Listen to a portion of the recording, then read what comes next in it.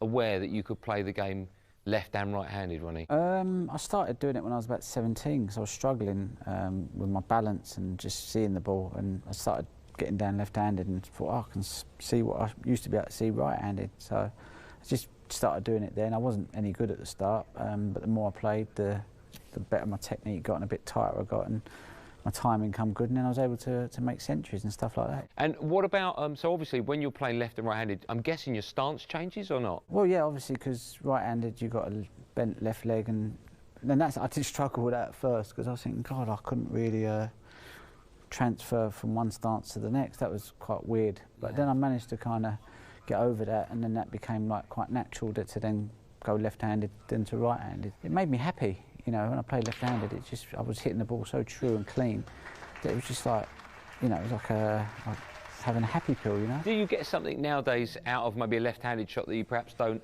with a right-handed? The reason I say is sometimes you break left-handed. Why would you do that? I break mostly left-handed because I get a truer hit on the white, you know. Sometimes right-handed I mistime it and I hit it thick, and, you know, and then for shots like that, you know, I always leave the shot to nothing, and, you know, it's not great. But I just don't have no touch and feel left-handed. You know, I do, but not to the level that I'd need to if I was to win tournaments left-handed. I think I'd just rather just try and get the right-handed right. It's a great weapon to have. Will you always play left-handed rather than take out the rest, or sometimes if you're not comfortable? No, I don't play left-handed to not use the rest. I just play left-handed, like I said, because it just I feel like I hit the ball correctly and I feel confident, and I feel like every time I come to the table I should actually clear up. I don't, but I feel that confidence, you know, because I've got confidence in what I'm doing is right. Yeah, and quite a lot of players now, Judd Trump is one that springs to mind, but quite a lot of players can play left and right-handed. So it's obviously something that you can teach yourself, but I'm guessing for people like myself and all the club players watching, it's pretty impossible to do, or? No, not really. I think if you try it, you know, you might be surprised, you know. It might not be as good as your other hand, but you can still, like, put a bit of effort in. You probably get to, you know, if you start at 0 and the maximum is 10, you might reach 4 or 5. You know, you just never know. OK, so I'm bad enough right-handed, so maybe I should start playing left-handed. There you go. Ronnie, always a pleasure. Thanks, pal. Thank you. Yeah, I think it's just easy if I just cut my cue in half and stick it in the bin. Anyway, they've met 19 times before. It may surprise a few of you that it's a one-way traffic. 15 plays 4 the last time they met. We saw it here on Eurosport in Northern Ireland last month, or in the Northern Ireland Open, I should say, where Ronnie won quite convincingly 5-2. But listen, we know how good a player Ding Junhui is. What will be interesting, Jimmy, is the fact that this is the second time this week that Ronnie O'Sullivan has put a brand new tip on his cue. Yeah, it's very difficult, as you know, being a player yourself, to put a new tip on and go out and play with it straight away. The one he put on the first time, he made a 1-3-4 first shot of it, and then it became too hard, and he said it was like a bullet. This is in this match with Tian. So Martin Clark, the tournament director, changed his tip last night. Now, it might be okay, but, you know, whether it's going to feel okay if he gets through this match, gets through the next match, you know, it's going to be difficult to tell. But once you start miscuing with a tip and you feel it's too hard, you've got to take it off, because you'll always have it in the back of your mind. You're either going to miscue or it's not going to grip the white, all sorts of things. You know, once you lose confidence in the tip, it's got to come off. But I don't know how he's going to play with it. You know, I know he's a genius, but it's very difficult. Let me ask a question then. When you look at, for example, tennis players, they have quite a few tennis rackets in their bag. Why wouldn't a snooker player at some stage knock in a tip and then just take it off his cue and then leave it in his case for moments like this? Because then you have to re-put it back on with super glue. So, you know, the base of it has been pulled apart, you know. Right, okay. So, you know, that it has to go again, you know. I used to have tips in my cue case. There was a great tip. I'd take one off with a standing knife, put it in my put it in my case. All of a sudden, this tip's probably worn out, or during a match, and then I change it, put it on, just doesn't work. Right. It's just the tip is gone once it's been used. But the tips they put on now, great. There's Century tips out there. You can have different grades, soft or hard, and but this tip, any new tip, can be very difficult to control the cue ball. But we'll see how he goes. OK, quick word about Ding Junhui. Listen, we know how good a player he was. Of course, up until a few weeks back, he was reigning UK champion. Do you think that Ding would have seen or heard about how Ronnie's been playing this week, and maybe he'll think he might be there for the taking tonight, if Ronnie ever is there for the taking? I think Ding knows. He's got so much respect for O'Sullivan. He's his hero. I think Ding knows that to beat O'Sullivan, he's got to play at the top of his game. So he is under pressure, Ding. But he has beaten him in the World Championships. And, you know, this is only a best of 9. Slight favourite, O'Sullivan. New tip, though. It's very difficult. OK, well, one thing we do know is that Jimmy and I will be back on your screens after 4 frames. That's when the mid-session interval is. So any questions you've got for any of the gang here, use hashtag Home Nations on social media. We will find your question. Right, here we go for our last quarter-final of the day. All in the company of Joe Johnson. And first up, David Hendon. Well, we've already had our money's worth today, but the good news is one more match still to come. Ronnie O'Sullivan and Ding Junhui. Will it be another decider? Head-to-head certainly favour O'Sullivan. 15 wins against 4, of course. He beat Ding in the same stage, the quarterfinals of the Northern Ireland Open just a few weeks ago here. 5-2.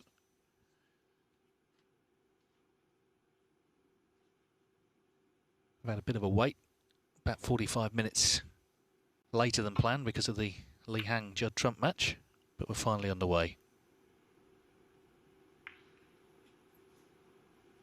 Yeah, Ding was defending the UK title, but came a cropper in the second round to David Grace in a decider, and had to survive a decider last night against Jamie O'Neill to book his place in the quarterfinals.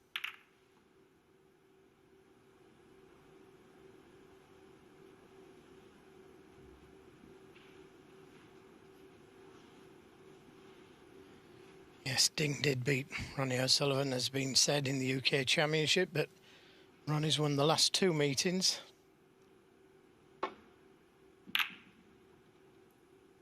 Caught that one a little bit thick.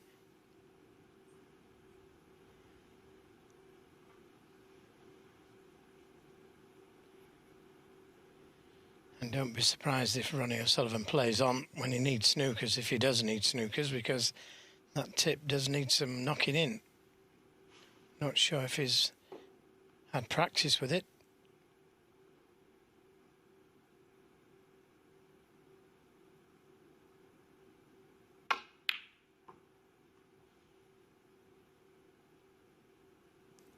Could only leave the red it was playing on. He'd had a look at the pack of reds there.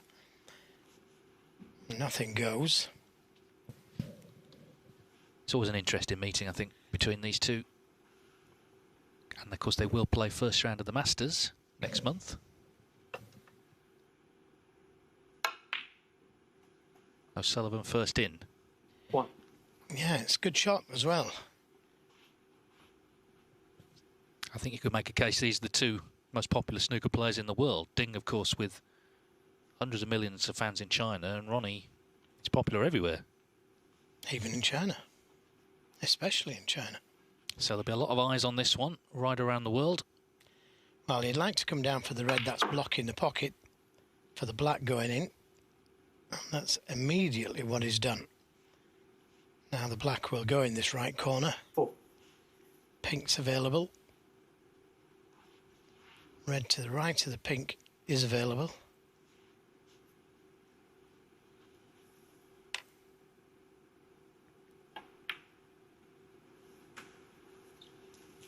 Five.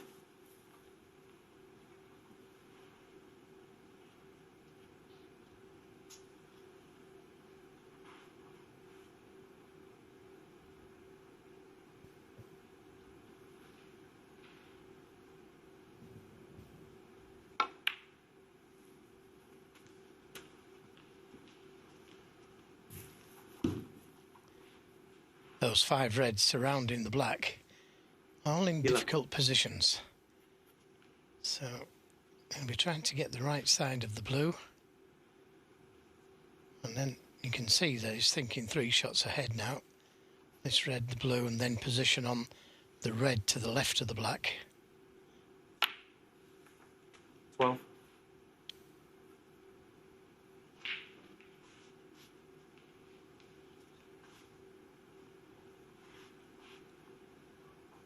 Well, he must have observed that Judd Trump has gone out.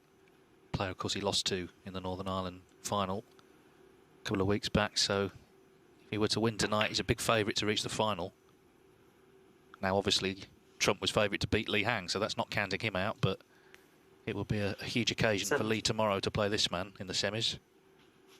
Well, what a positional shot that was, David. This red would only just go. 80.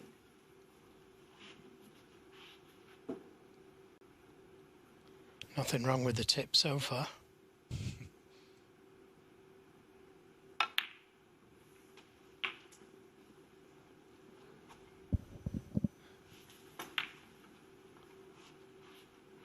It was very narrow, that. 25.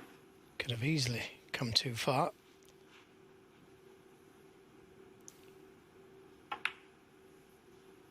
26.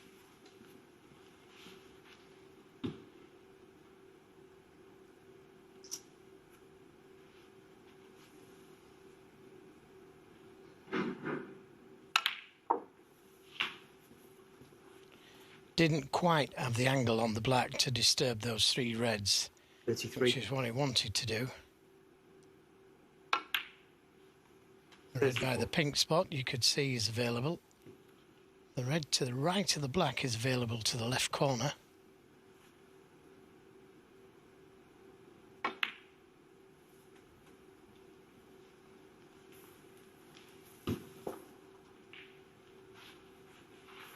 $39. And seems to have found the pace of the table very quickly. Delighted with the tip. Now, does he go into them or play for that loose red to the right of the black? Choices is...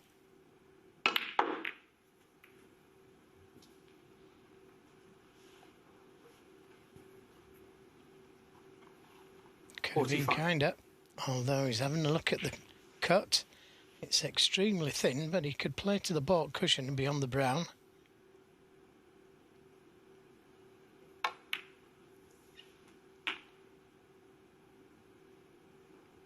$46. Even better if he comes out of baulk.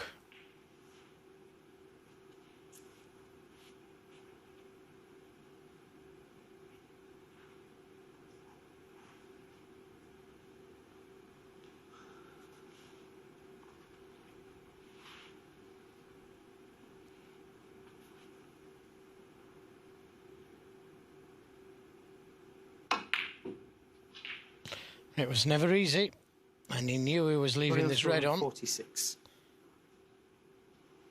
Brown's run safe, which could be important.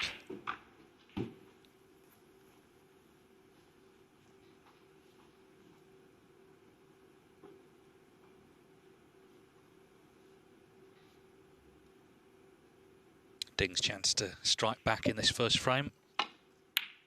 It's going to be an open game.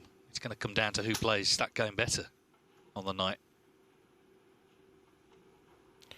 Well, once again, he's got the chance here to go into those reds, develop them, because, yeah, he can play for that red directly above the black, but because the black doesn't go, this is an opportunity to free the black and the reds. A chance to play on the red. 6.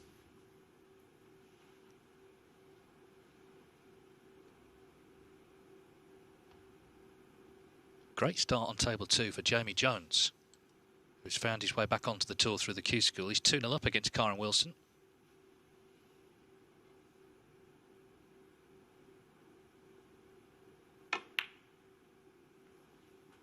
$7.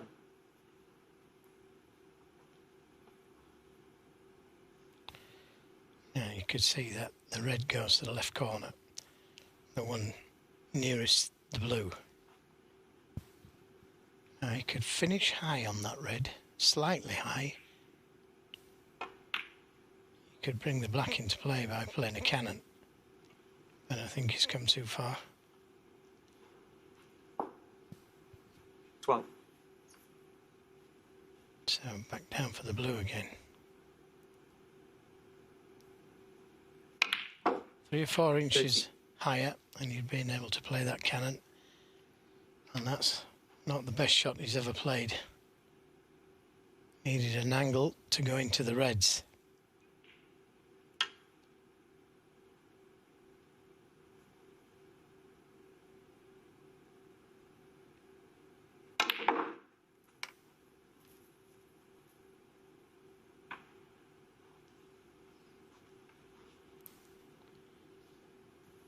18.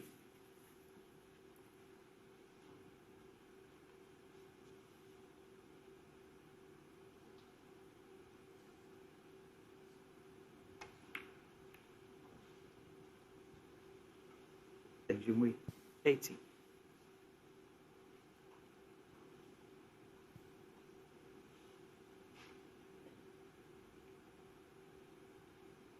Thank you.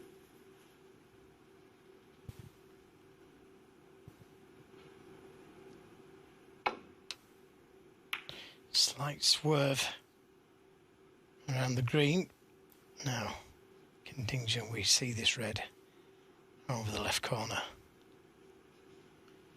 Covered it full ball.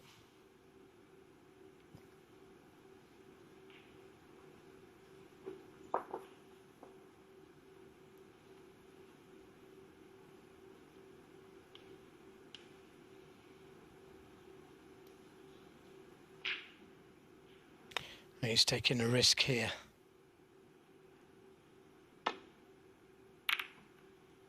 He's taking a risk, although he's covered the pocket with the black. Oh, we could be in for a bout of safety now.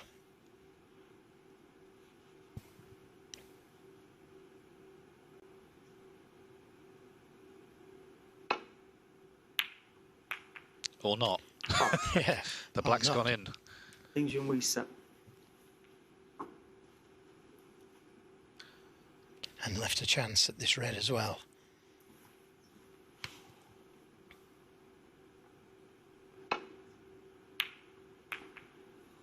Wow.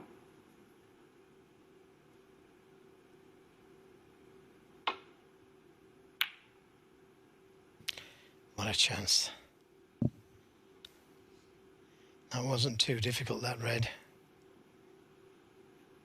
No, but it's still, of course, the first frame, and also they were made to wait, so if anything, the tension may be higher than it would have been normally. No sign of it there, though, from O'Sullivan.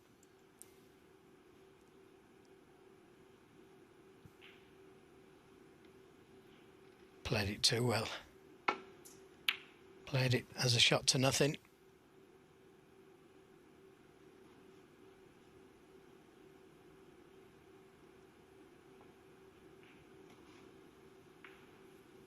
Ronnie O'Sullivan, 1.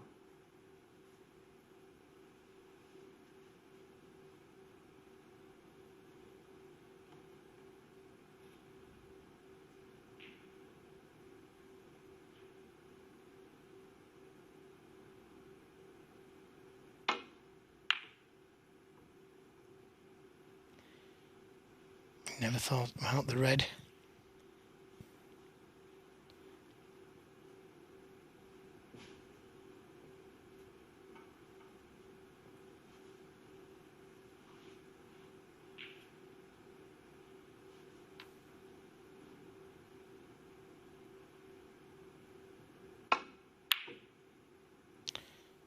Well, he was away off that one.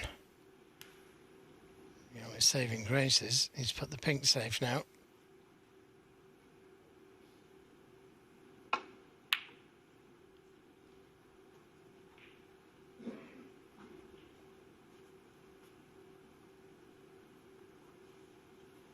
Well, definite signs of a bit of edginess, but also, you know, great respect, of course, between the two of them.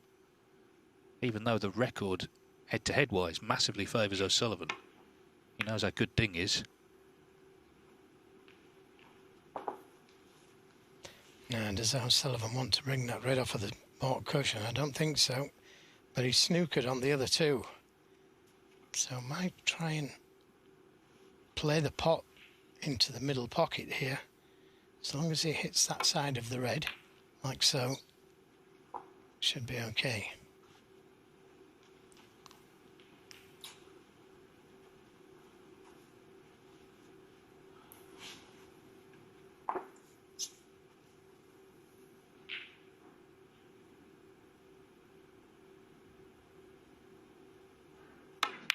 Good pot. 1. Excellent.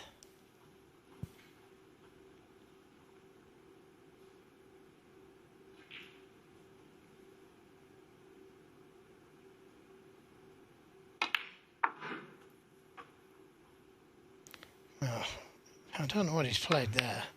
Excellent pot that from Ding Junhui to get in with, but 6.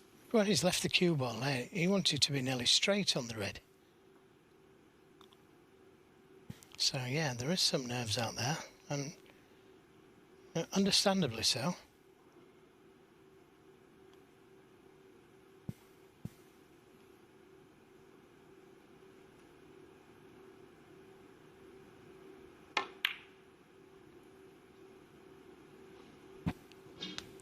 Ding Junhui 6. Yeah, Ding, in his defence, hasn't played much snooker on this table because O'Sullivan's played all his matches on it. So Ding maybe still getting to grips with it.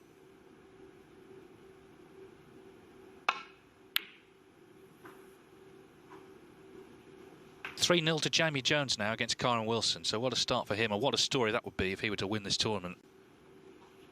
Because at one point it looked like he might never play snooker again. He was suspended for breaching the betting rules, got back on through the Q school. Now he's 3-0 up in the quarterfinals of a ranking event.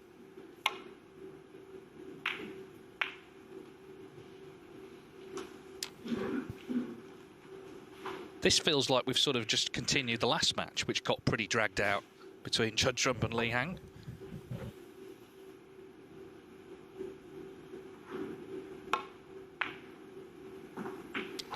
One. Well, that was pretty good.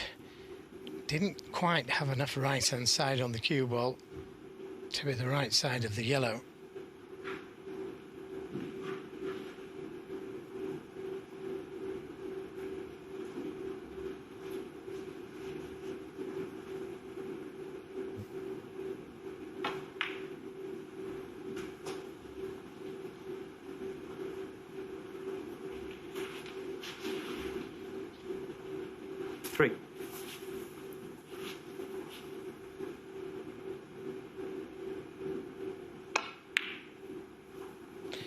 It's got to be close if it misses the black. Ronnie O'Sullivan 3.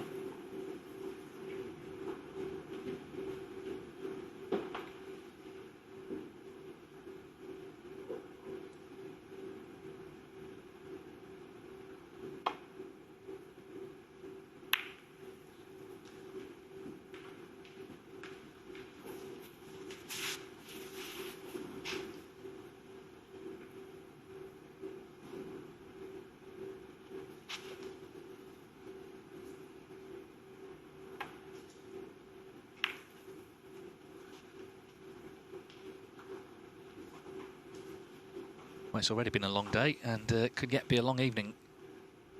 This first frame, 17 minutes, but a little yet to run yet, I would suggest. Well, I don't know if he wants to risk it, but he could bring the pink and brown into play and screw the cue ball in behind the black. Okay, you don't know where the balls are going to go, but he needs the brown in play. Didn't want to risk it.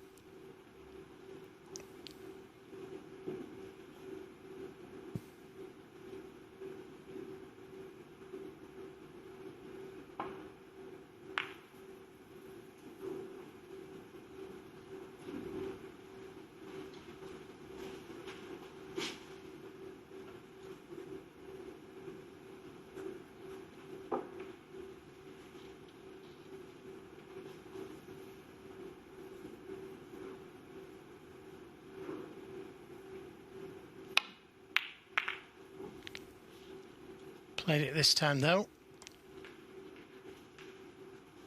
Oh, he's left a chance at the red.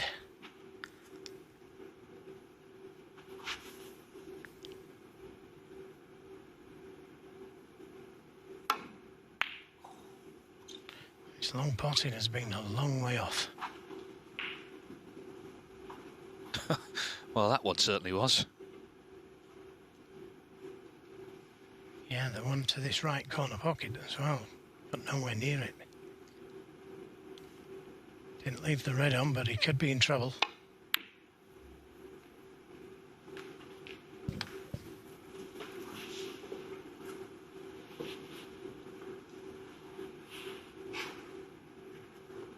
Just allowing the referee, Brendan Moore, to have a look here in case the white goes back.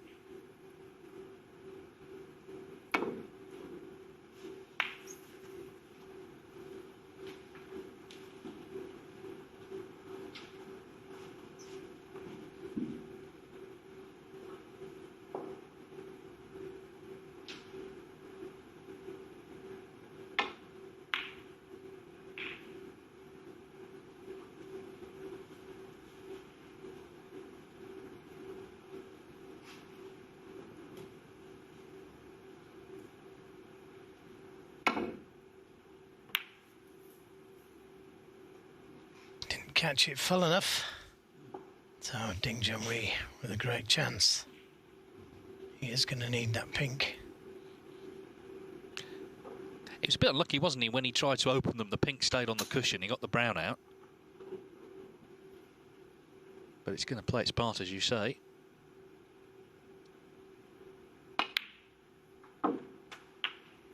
One.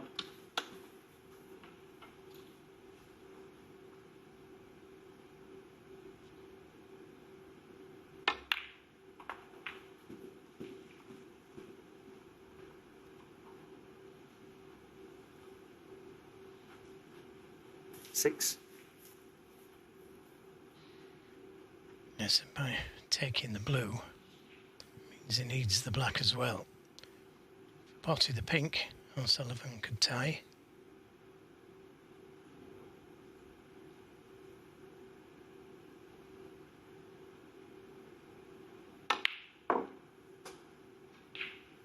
Eight.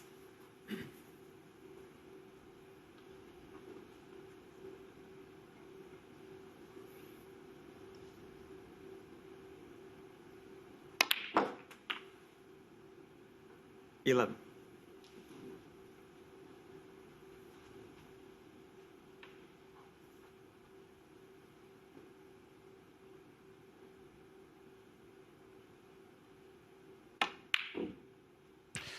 Wobbled and just come a little too far. He was trying to leave himself this side of the blue to be able to move the pink, but because he nearly missed the brown, he's lost the white.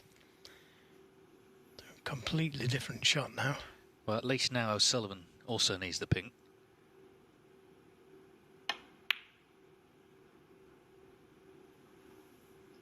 Ding Junhui, 15. So, a nervy start here. Just what we like. Well, I've only had 2 deciders already. You might as well have a third one.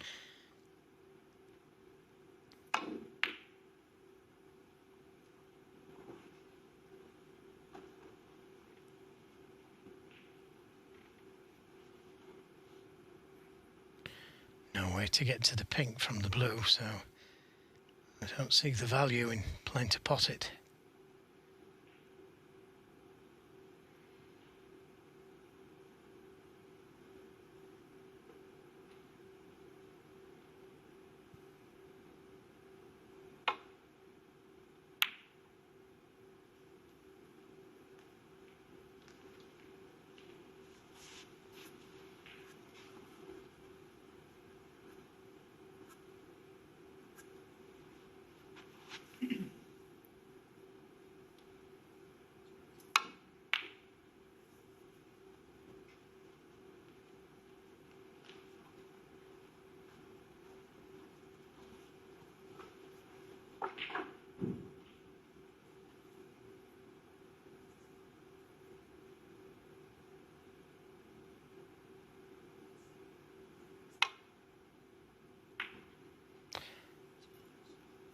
Just caught it a little bit too thin. But once again, I'm not sure of the value of playing this blue.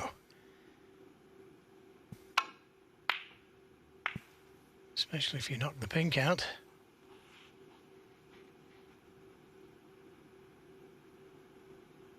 Five. Ding Junhui, 5. Well, that's probably done him a favour, because had the cue ball stayed out of the pocket, he may well have took the blue on, and the pink's available now. At one point I thought he was going to angle him, but he dropped in.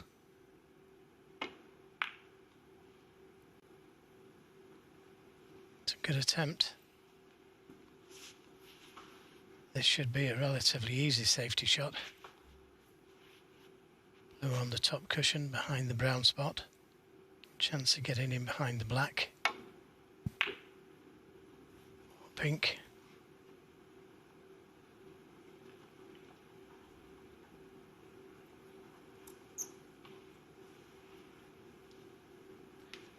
Oh, where the pink is, it's looking like blue ball game. They both need blue and pink as it stands.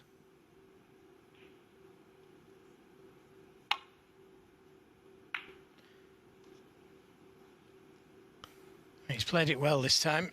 Got that blue on the cushion. And that's a pretty good safety.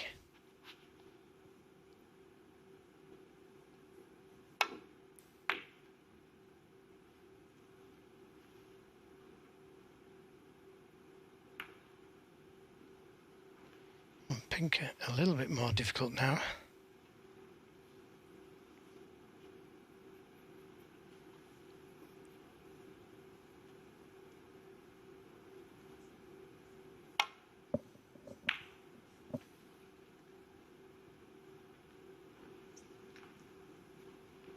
It's a great attempt. Great attempt.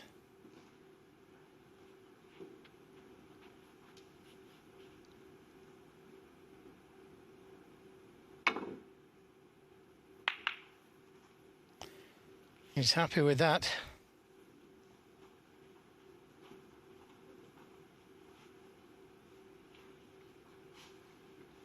Dean looking at the potting angle. Cue ball coming down towards the pink. Very dangerous.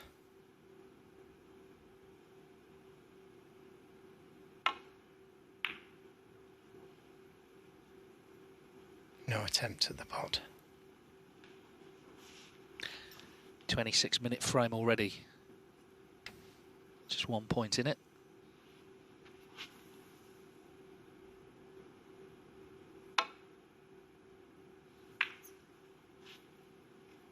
Well, that's a mistake.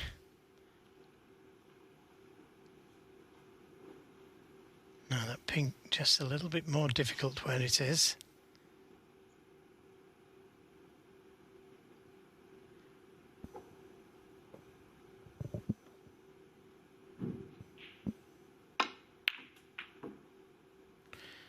Wrong cushion.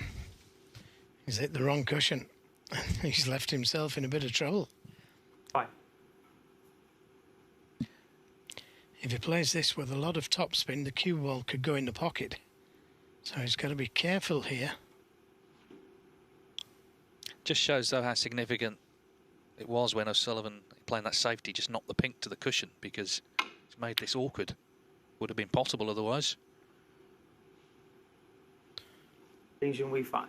Well, Ronnie's going to get a chance.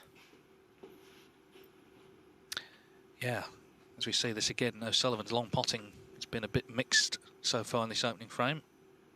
He needs pink and black here. Wasn't far away that time.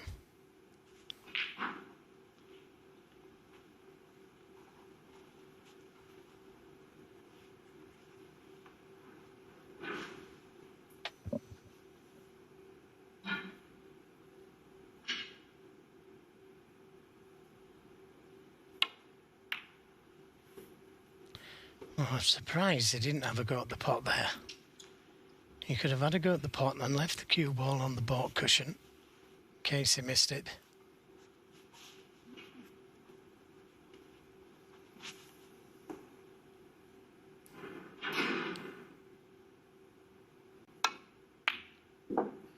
Yeah, he could be sorry he didn't have a go at that pot. This time O'Sullivan knocks it in, and he's right behind the black to take a dramatic opening frame. 28.5 minutes. In it goes. 13, first frame. Right, Well, it was an edgy old frame, wasn't it? But it's gone to the 6 times world champion. Ronnie O'Sullivan leads Ding Junhui 1-0.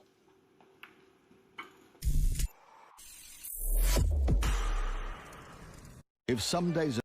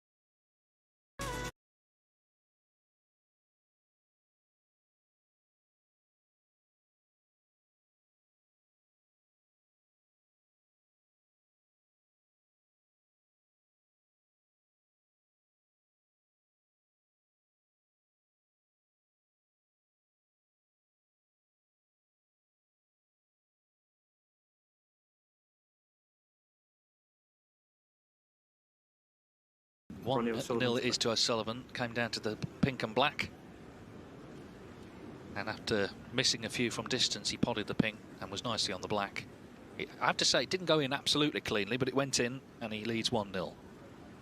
Winner plays Li Hang, who, of course, has knocked out the world #1, Judd Trump.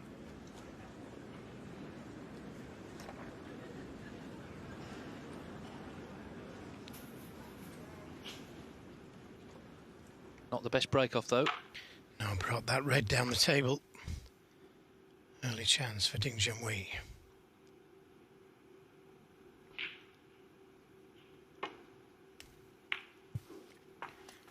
One. Yes, I've got to say that I was surprised that he didn't take the pink on in the last frame. And it did cost him. But it's as you see the shot down there. If you don't fancy it, well, difficult to play it. Well, this is where he likes to be. He's a terrific break builder, 6 maximums to his name. Well over 500 centuries. 9. It's only his second home nations quarter-final, and his first was the last event, the Northern Ireland Open, where he lost to O'Sullivan. Prior to that, he'd really done nothing in the series over the years, for whatever reason.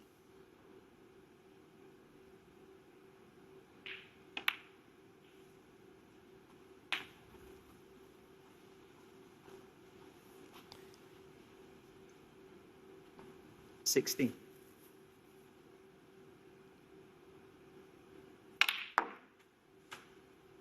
$17. Aggressive shot. Opening the reds up.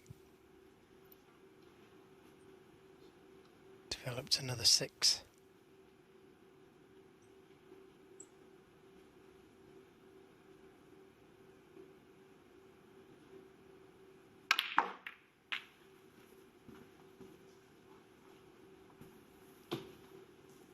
Well, gone into them again, but not sure what kind of an angle he's got on the red to the right corner, because he's going to have to play it with the spider. That's okay, and he may be able to reach that one.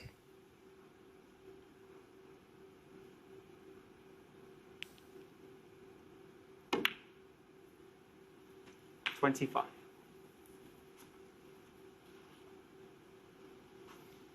Fourth black then, coming up. And you did say it had 6 maximums.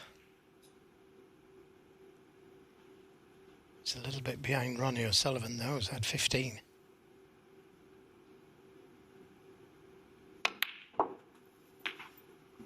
Well, everyone is behind him. He's way out in front on maximums and, of course, total centuries.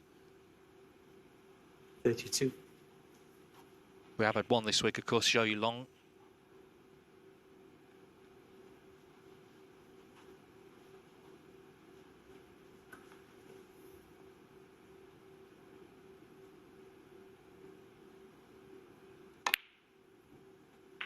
$33.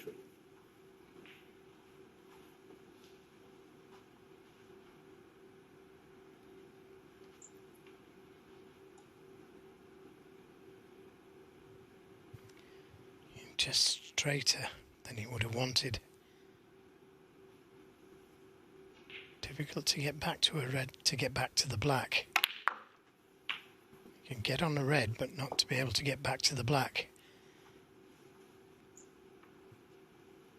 40. So 5 reds, 5 blacks, but this time going down for one of the bark colours probably. 41.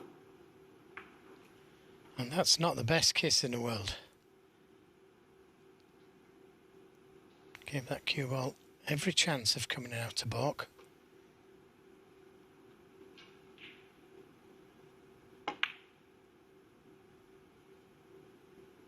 Nicely played. And nicely on the red. Yeah, and now he can just focus on trying to win the frame. There's no maximum, obviously, 43. so just try and win the frame cleanly. 44. It's a very good yellow, this from Ding Junhui. The length of the table, leaving a red on if he'd missed it.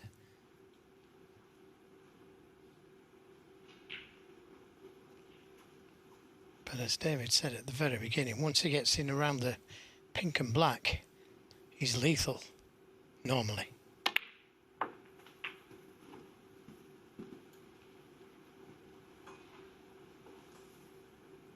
Well, if you speak to other snooker players, they say they...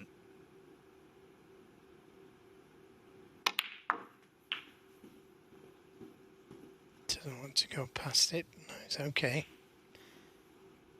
Of course, Ding's now got his own academy in Sheffield that bears his name, where quite a few, not just Chinese players, but snooker professionals are basing themselves now. 59.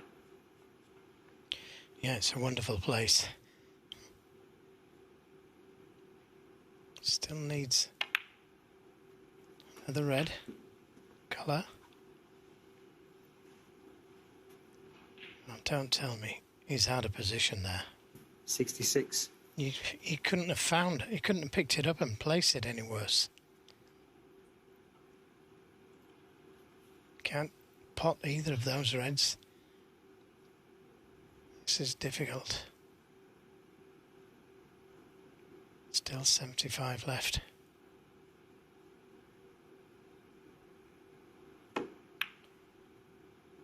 Yeah, well played. 67. Excellent shot. Needs the black then, and O'Sullivan needs snookers.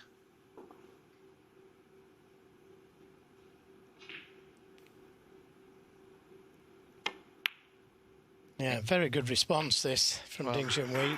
Just 6.5 minutes this frame. The first was 28.5, but this is the other side of it. 74. Get in and make the breaks. It's what we were, not saying expecting, but maybe hoping 75. for from these two. It's what they're capable of. Great inspiration to, of course, Chinese players making their way. They all look up to him. 83.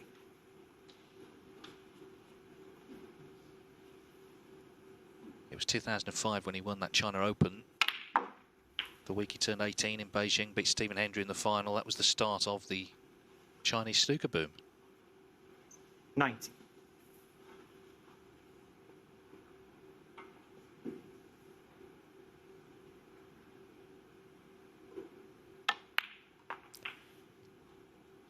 $91.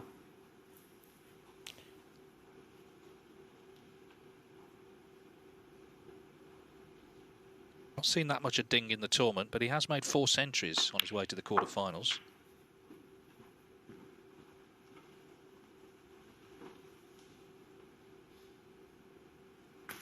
$97.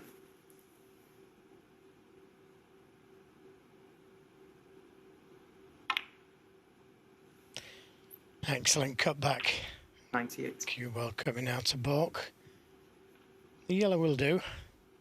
Make it 5 centuries for the tournament and 550 for his career.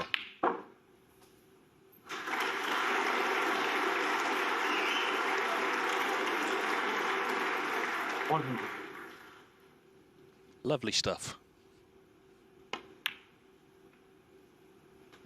Ronnie O'Sullivan, you know, played a bad break-off. We keep talking about it, but this is what can happen.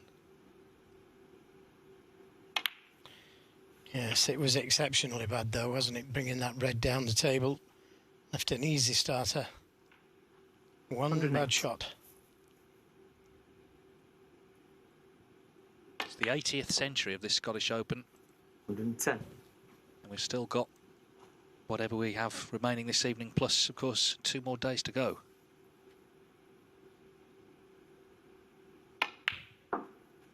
$113.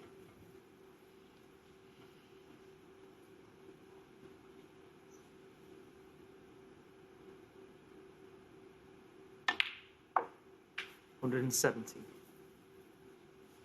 He's literally flying around the table.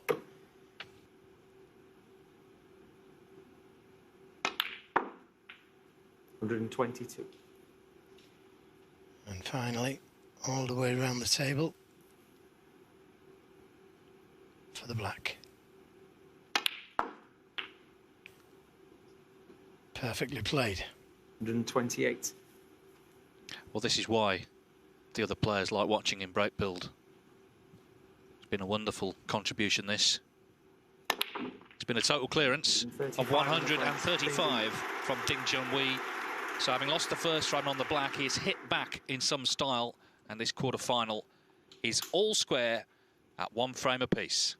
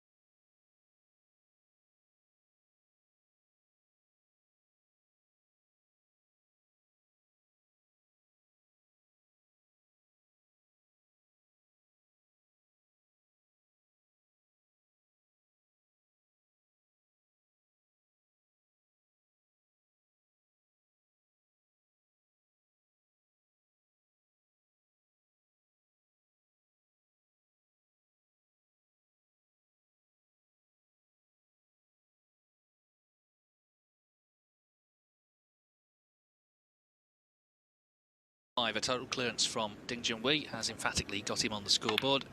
And once he got in with the black free, he just fancied a big break. That yellow, though, was a big shot early on. And he kept it going nicely all the way to the final ball. One each, first to 5 will play Lee Hang. He beat Judd Trump in a decider. Mark Selby beat Ricky Walden in a decider. The other match, Jamie Jones leads Kyron Wilson currently 3-1 there at the interval. It will resume on the Eurosport app in due course.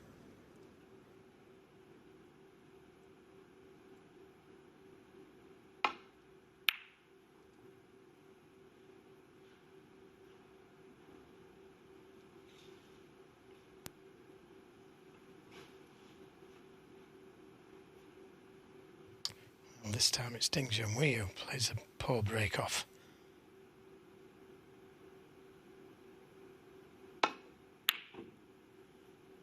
And his long potting just isn't there. Probably due to the new tip that he's got on.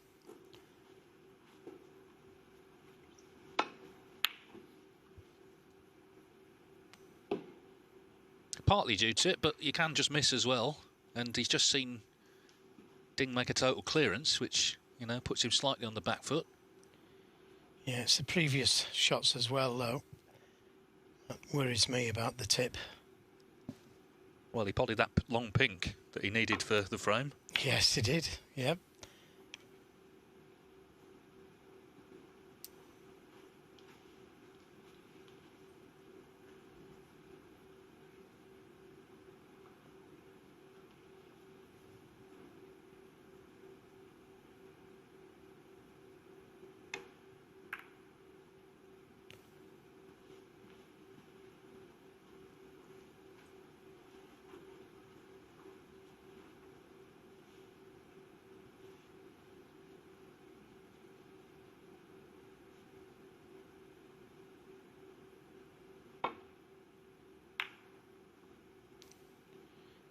Without that left-hand side on the cue ball, that was always going to be a double kiss. But he knew about it, and that's why he stuck that left-hand side on the cue ball.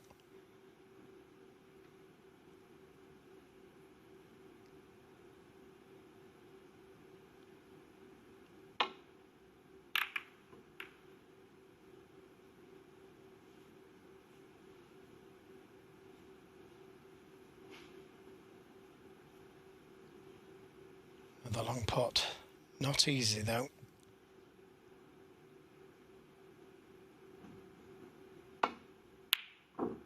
That's more like it. One. That's more like it. Had the right amount of stun on the cue ball to get behind the black.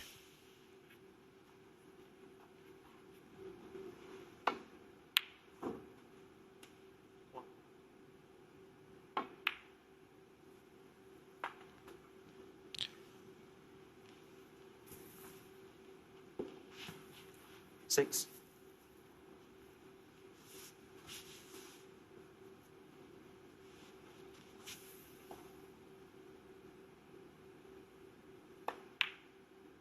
Ooh. No. Ronnie O'Sullivan, 6. Yeah, just have to touch those angles in the middle pockets. Stay out. Well, Ding has got a sense and opportunity here this evening, as we see the miss again. Could have won the first frame, has emphatically won the second, and has seen O'Sullivan go wrong very quickly in the third.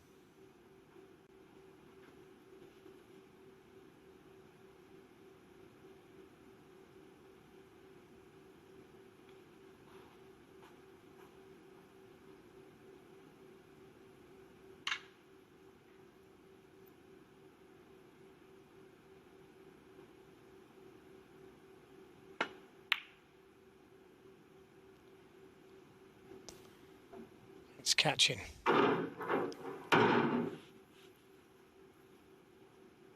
Knew he was leaving this red above the black. Missed the pot.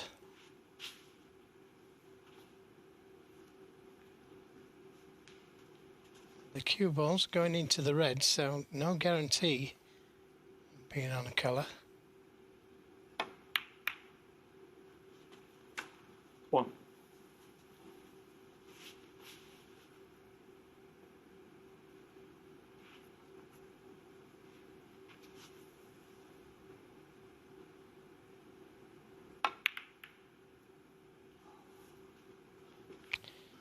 Oh, Ronnie O'Sullivan, 1.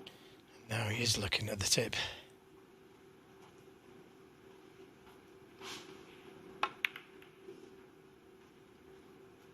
Well, like I say, you know, Ding has got a sense, a big chance tonight. Regardless of the reason O'Sullivan's struggling, he's got to seize upon it. 1.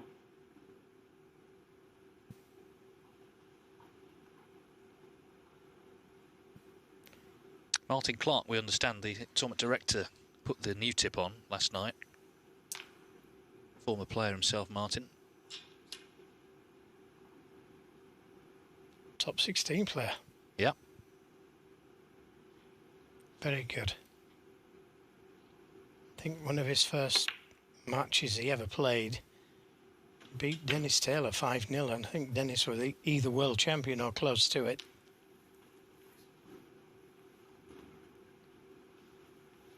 Six.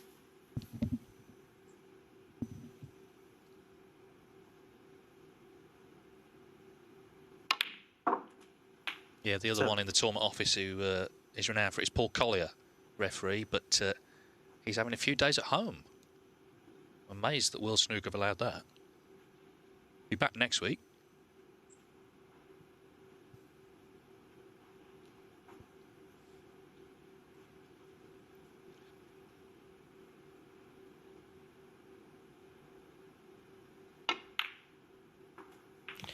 He's overrun it. He's okay, I think. He didn't want the cue ball to come that far, but he's got away with it.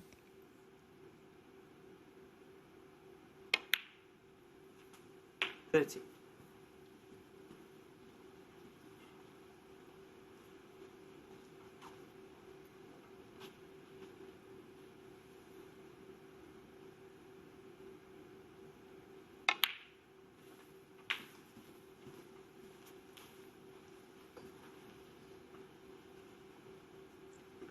20.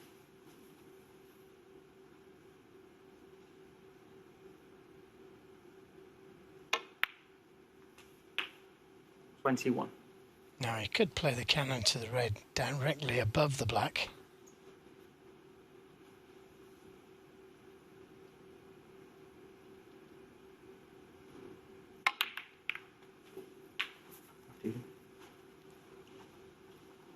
But not ideally on the next red. Could have done with catching it half ball. 28. Caught it full.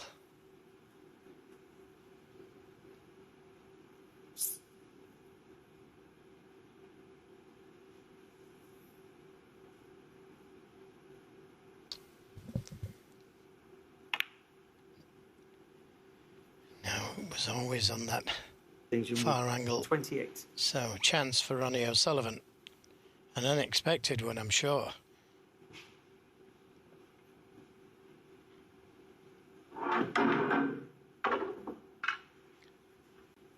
Well, he's missed a couple in this frame, O'Sullivan, that he may felt would cost him. Certainly the pink, but comes back to the table.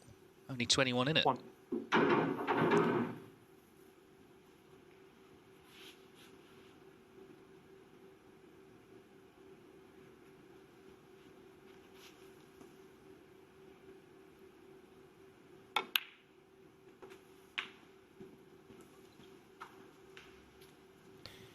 Well, all these reds covering one another. The red nearest the pink spot, to the right of the pink spot, will go into this same pocket. 9.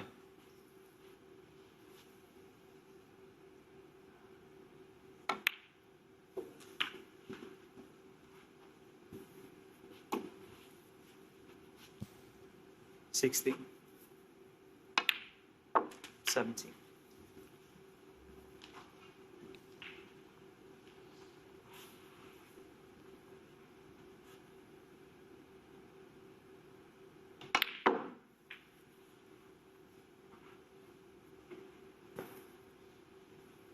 $22.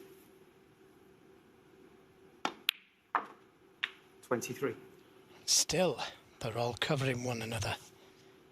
Reds will go to the right middle.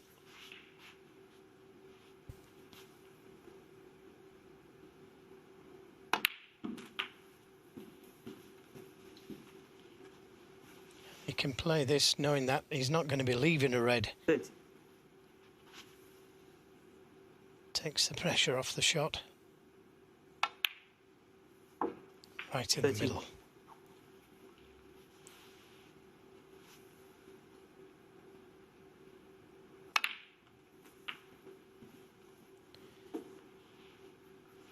And to hit it. 38. 39. He didn't really want to push the red to the cushion.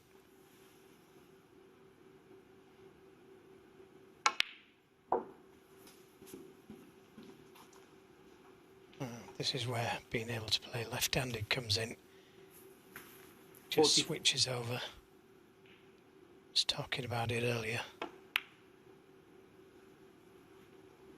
Yeah, the 45. problem Elaine Robidoux had, it wasn't just that he was playing left-handed, he was playing really well left-handed. You know, if he was playing badly left-handed, he wouldn't have minded.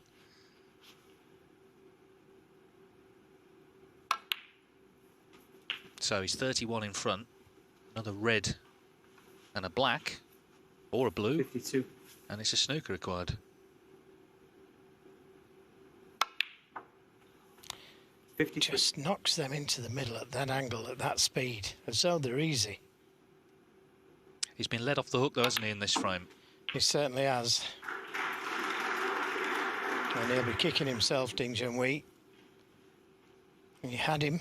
60.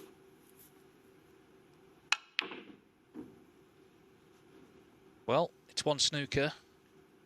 Ronnie To O'Sullivan. tie, that is, a 6. 4-point snooker. But a very swift 60, wasn't it? Really in a blink of an eye, that. That's what they say. Blink and you'll miss him.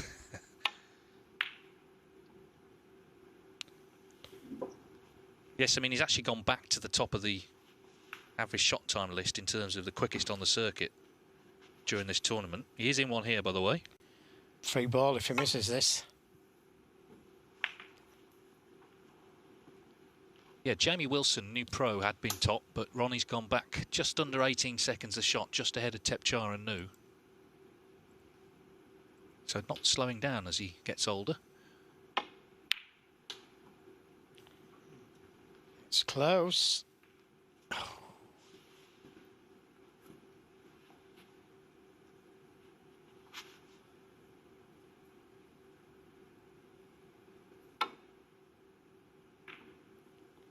Just caught the red. And Ding Junhui doesn't want to pot it. He needs the black off this red.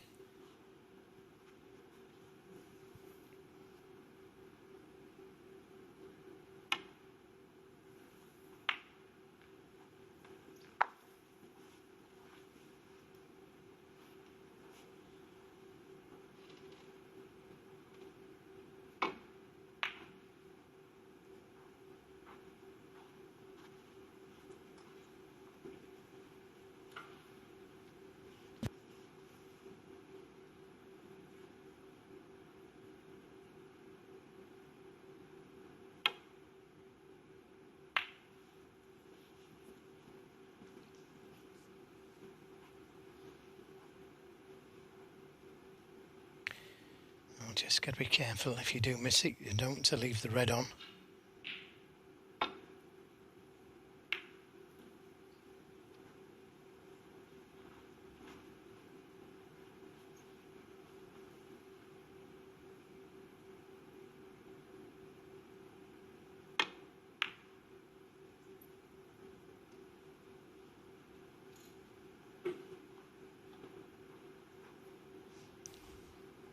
Unfortunate, just crept out.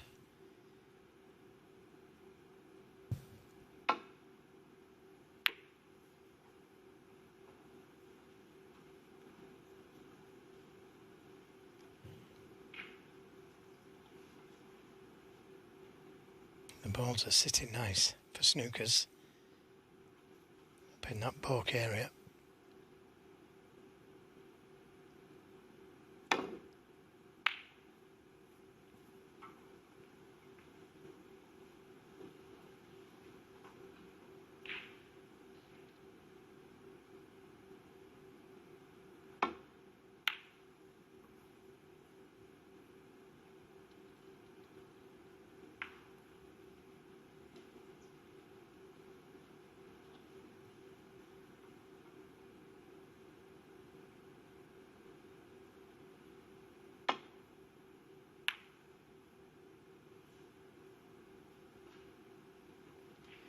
Yeah, chance here, caught it too thick.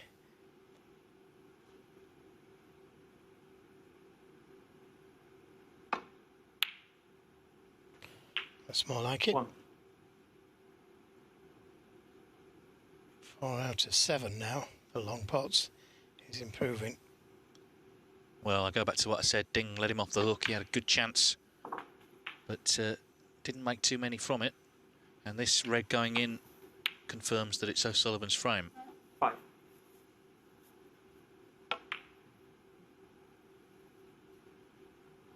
7. He made that 60 break before you knew where you were. You know, Ding needed a snooker. It was so quick. 10. And he doesn't seem to be walking round the table very quick. It's just 40. his timing. You know, he's not rushing round the table. He's just in his own speed, but it's quick.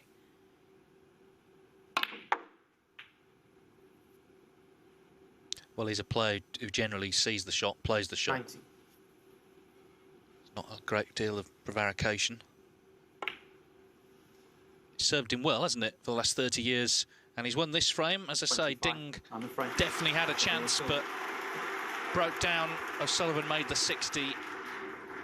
O'Sullivan leads 2-1.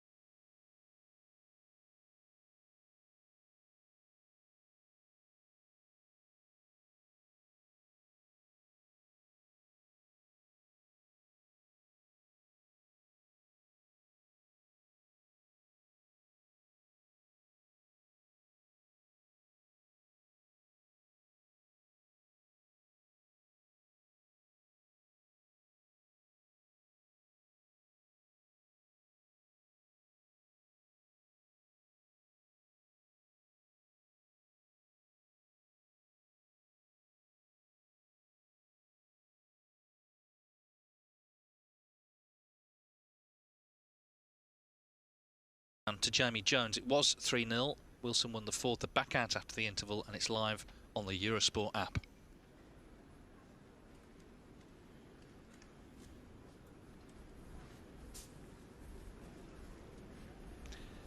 On table one, Ronnie O'Sullivan leads Ding Junhui 2-1. This is the last frame before the interval. Frame 4. Ronnie O'Sullivan to break.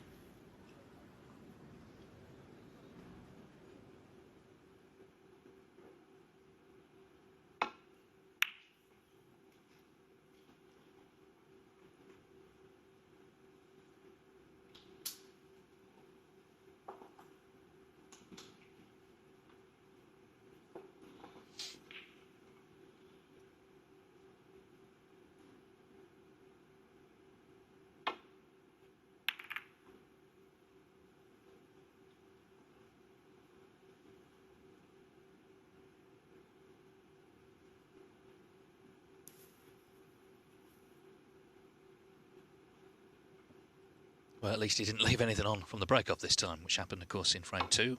Ding made a 1-3-5.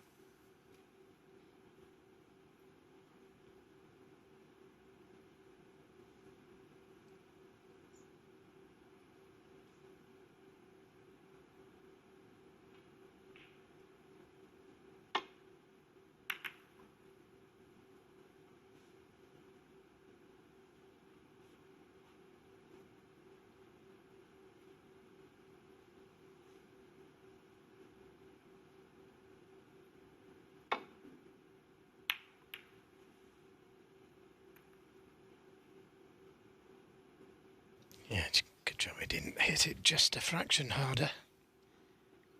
Pushing that red towards the left corner. Just to say, whoever wins, they'll be playing tomorrow afternoon against Lee Hang, and the evening match features Mark Selby against either Kyron Wilson or Jamie Jones. Of course, it's best of 11 tomorrow.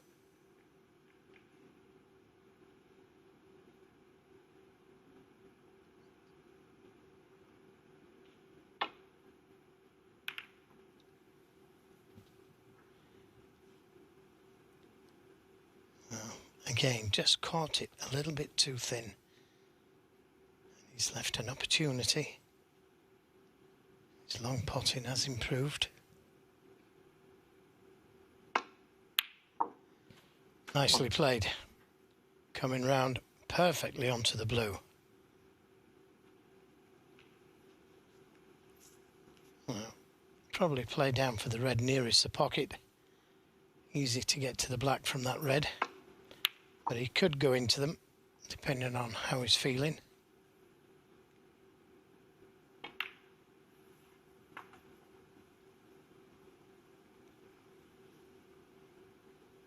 Six.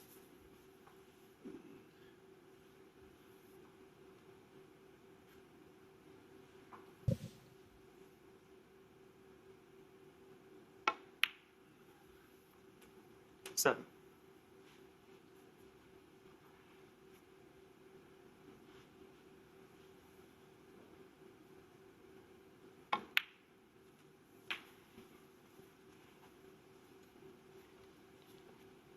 He's still got another red he could play for after this red, but could do with a little angle here on the black. 15.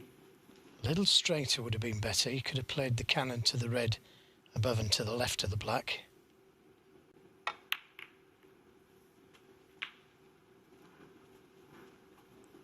Well worked out little cannon there. 22.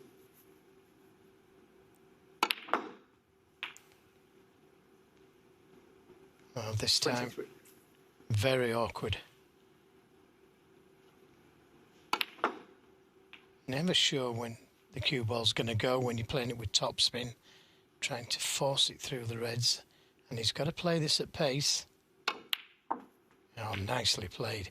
He had to play it at pace to get to this red to the left corner. And what a shot that was. 30.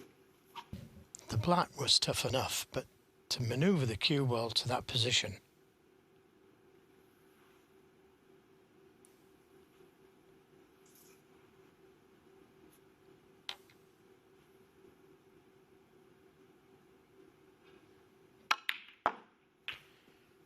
drawing the cue ball through the reds, developing the pink. This is the black again. I mean, look how close he was to the cushion and how he got that cue ball round the two cushions for that red. Some pot and position, that.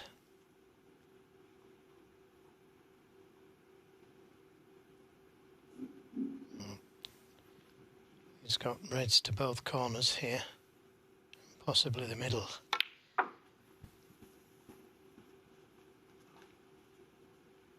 He's developing these reds nicely.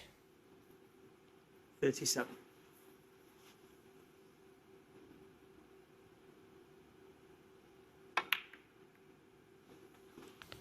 38. Quite catch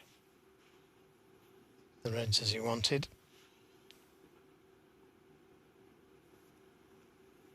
Ronnie saw them. 38.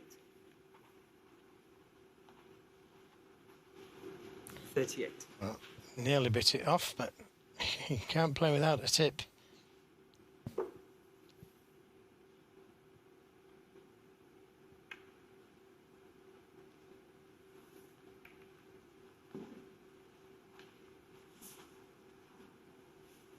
Touching ball.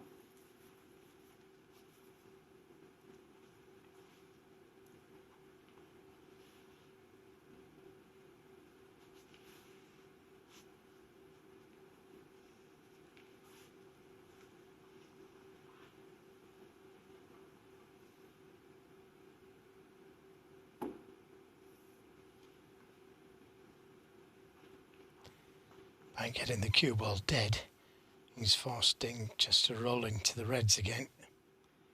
And gradually, they will spread a little.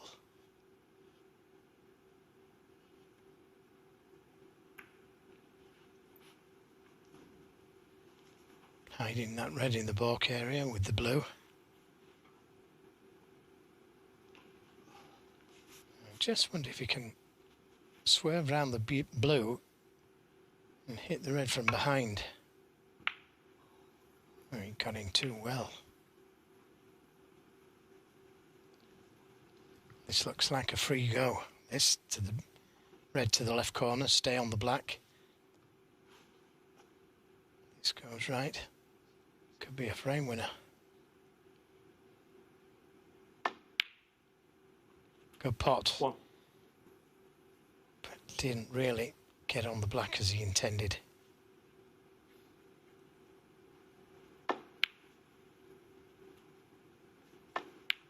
Green ball.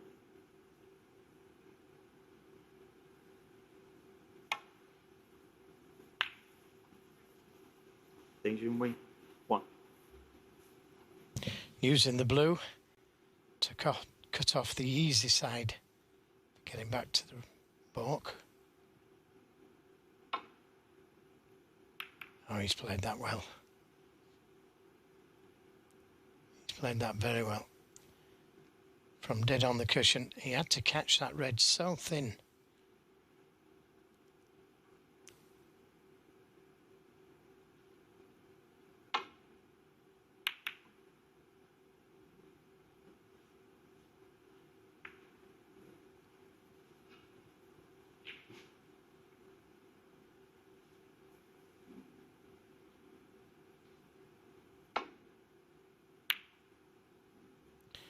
Got it too thick.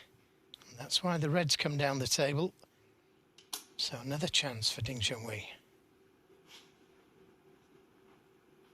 37 points behind, but the score really doesn't mean anything between these guys. You get in, you're expecting to pot them all.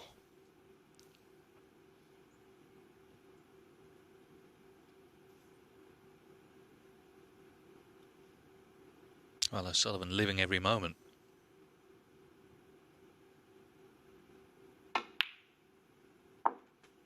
One. Yeah, I mean, Ding has had a lot of chances. He's actually, if you look at the stats, he's potted more balls even. But he's still trailing. This is a chance to get back into this fourth frame.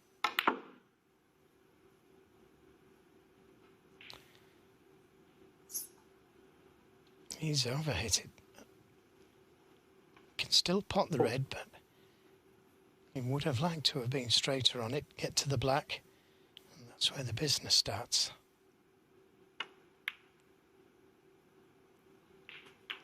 Five. Now the next red from there, it's not going to be easy. If you could land somewhere around about there.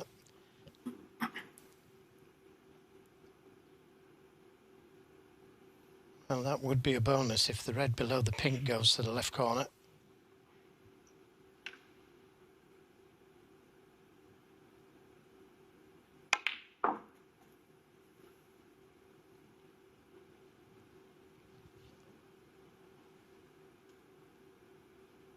Eight.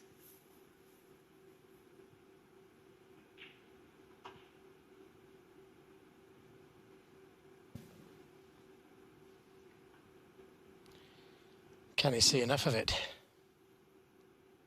I don't think he can.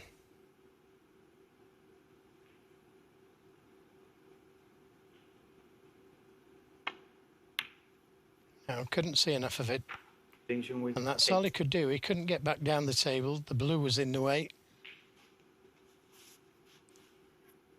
It's another example, though, of O'Sullivan making a mistake and Ding not making much from it.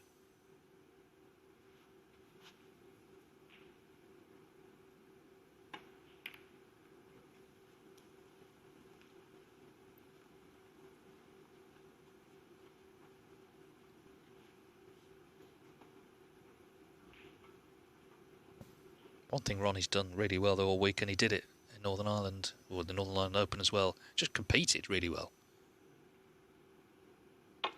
Yeah, he's fought hard. Did it at the Crucible, of course, where you have to.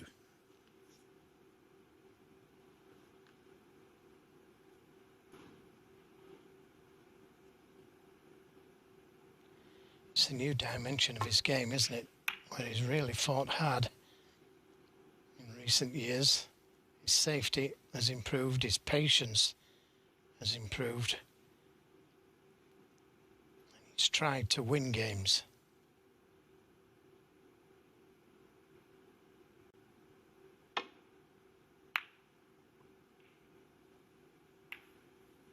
Yes, he seems to be finding a certain satisfaction from the graft of getting the win.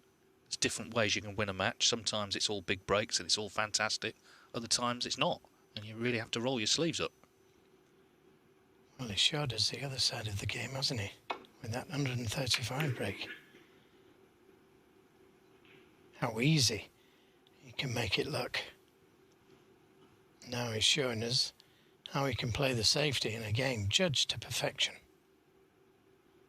Long red to the left corner is fraught with danger.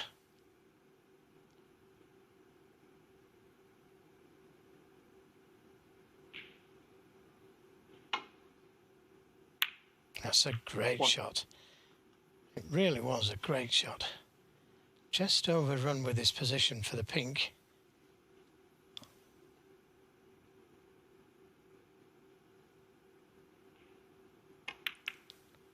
Nice pot and cannon. What a terrific red it was to get in with. Look at this, full length of the table. Just stroked it in as easy as you please. 7. So once again, it's in his hands to try and level up. Yeah, he's going to need that awkward red above the black. So I'd suggest playing the black at some stage. If you can leave an angle on this next red to drop in behind the black. And that looks just about right. That then clears the way for the red to go into this left corner. 13.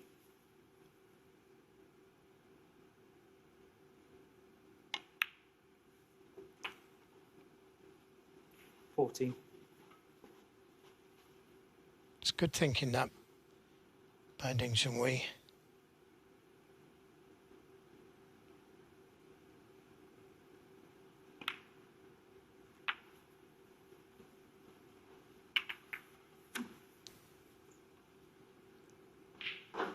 $21.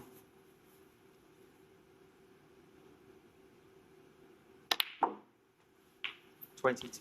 Well, he hasn't come far enough, so may have to play for that red on the cushion this time round. Unless he's got the angle to remove it from the side cushion.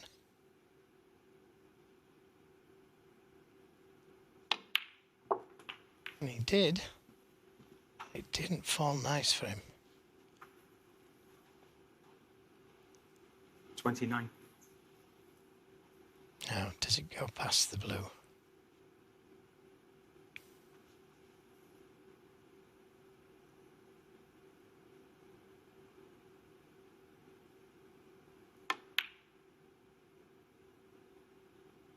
Yes, it does. And perfectly onto the blue to get to this last red. Oh, what a great pot that was. All about position now. He's knocked in 2 great pots in this break. The opening red was an absolute belter. Yeah, and this was another one. Points level at this stage. Key moment of the frame of the whole match. Because Ding's ahead on all the stats, but he's trying to level up the match. That's the important stat, the frame score. And that is not in. It's never going in. No, it was never in. He gave it every chance to drop by playing it slowly. But so Ronnie O'Sullivan, despite what all the stats say, has a chance to lead by 2 at the interval. 1. And it's against the run of play, isn't it, really? It is, but regardless of sort of pot success and all that, it's about the balls you miss. And if you leave them, as he has done, it's going to cost you. He's had chances, so many. This was another one. 8. It was a pressure ball. There's no doubt about that. 10. And it should cost him a 2-frame gap rather than level.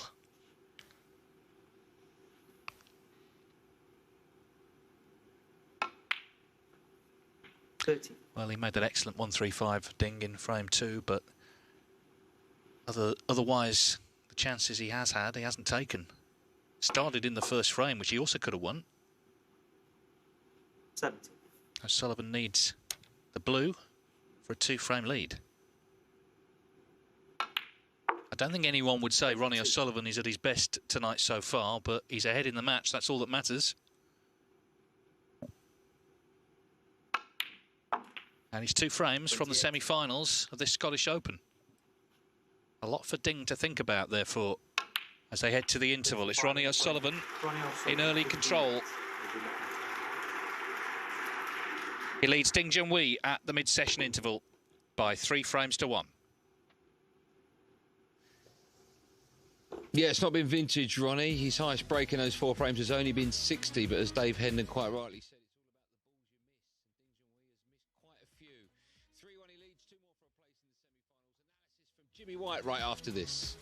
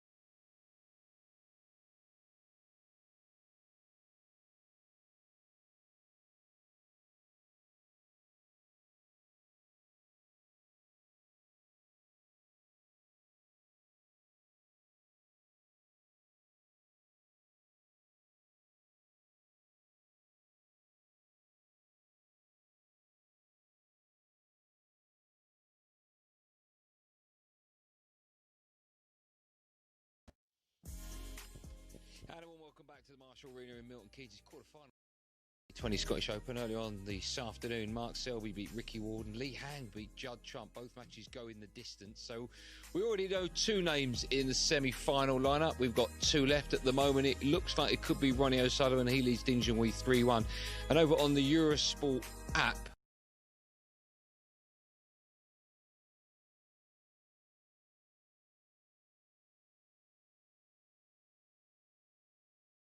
on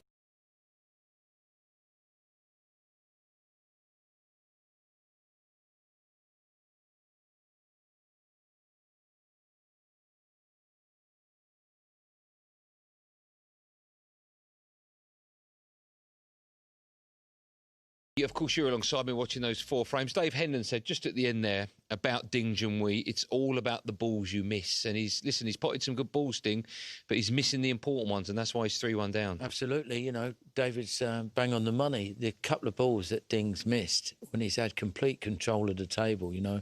O'Sullivan is 3-1 up. He should be 3-1 down. He'd be absolutely delighted with that. Yeah. Let's look back at some of the key moments from those four frames in it. The first one went to the pink and black. Were you surprised that Ding refused a pink similar to the one Ronnie took on and eventually potted to win the frame? Yeah, I think it might have thought it might be an off, but he could have played it where he could have put the white behind the D.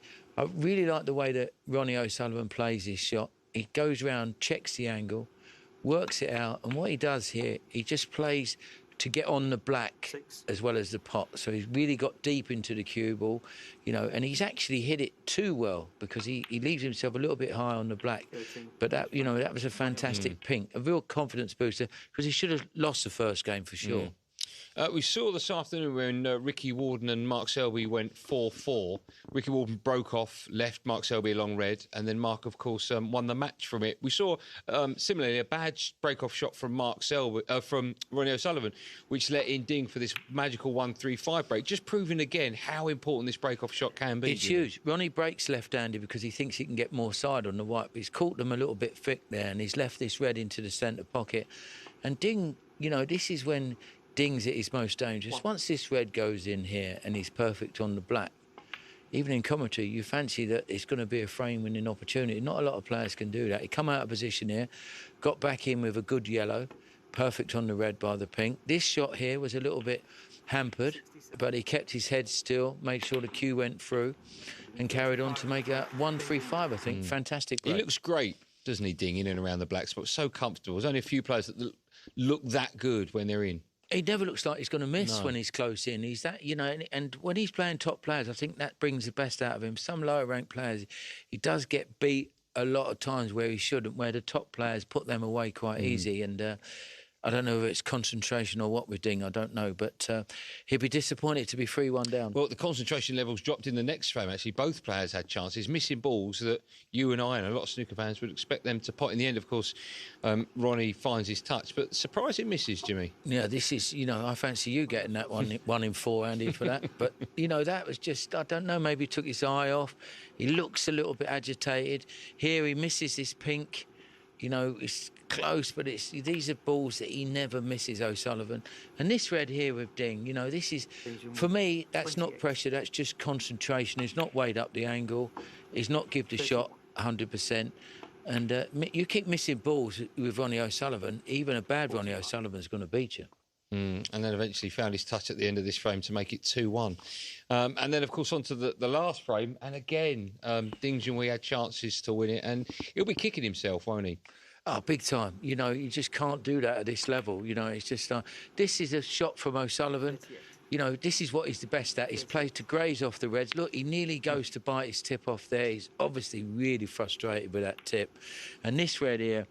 You know, you don't... If you miss it, you miss it on the top jaw and give it a chance to drop. Was he right to play that, to take that on? You know, he's right to play it, but play it to the top jaw. You know, play it in the centre of the pocket. He's played it to the bottom jaw, and he's... to bottom jaw, sorry, and he, you know, he's missed it. There's no way it can go in. The good top jaw has a chance it can drop. But you are putting, as we saw again, sorry to bring Ricky Warden's name up again, but, you know, he was 2-1 down against Mark Selby. We had this slow red down the rail with the rest, took it on, put all his eggs in one basket, missed it, and then went into the interval 3-1 down. I just wonder, with a shot like that, it's all or nothing. Is it the right shot to play when you're playing percentage snooker?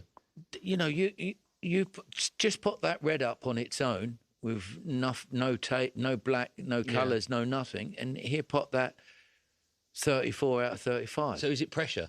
Well, pressure and, you know, you know the situation, I don't know, but you can't refuse the pot. You've got to get them pots. You know, Ding's too good to miss that pot. OK, well, he certainly did miss it, and it cost him the frame, and that's how things currently stand. It's Ronnie O'Sullivan with... Be happy with the scoreline. Ding Junhui with it all to do.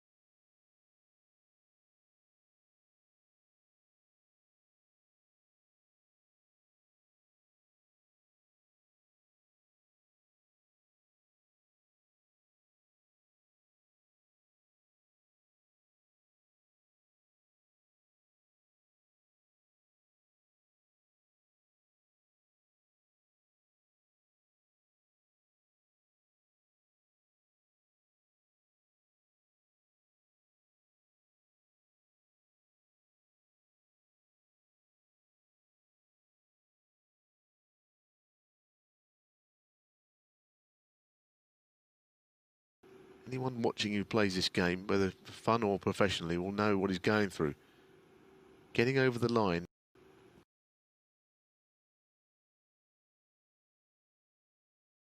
He's still in there. It has to go in. Cube was not a million miles away from the middle pocket. In fact, he's gone in the middle pocket, and that is that. Judd Trump concedes, and his wonderful run of success in the home nations is over. The English and Northern Ireland Open champion cannot add the third leg of this series. What a victory for Li Hang. My goodness, did he earn it. Blood, sweat and tears in the end, but he's knocked out the world #1 by 5 frames to 4.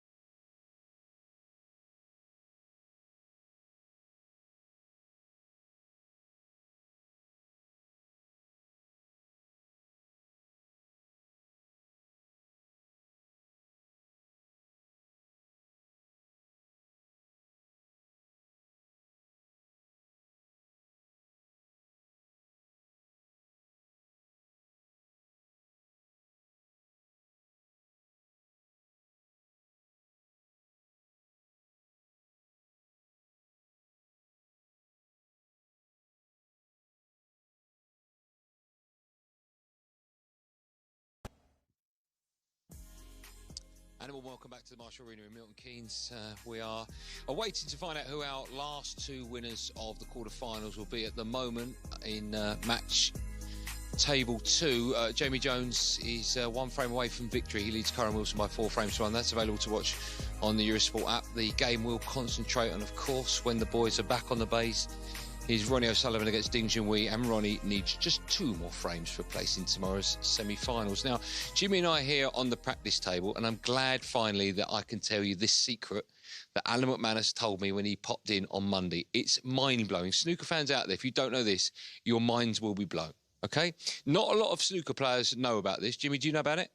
Steady, Andy. Of course he does, right. But I didn't, and loads apparently on the circuit don't. Neil Robertson only found out 6 months ago, or whatever. It's about the dump shot.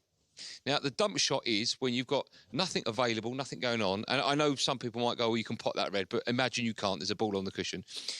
Is to hit the white, hit the red so it hits the middle of the cushion here, and the white will come off the side rail and down to safe, right? Now, this shot is just off straight. Now, when it's off straight, you can play the shot perfectly. There you go, OK? Maybe a bit too hard there, Jimmy. Why? But that's effectively the shot. So the white's there, the red's down in the balk area, and it's a safe shot. Now, this is the part that will blow your mind. Apparently, this is incredible.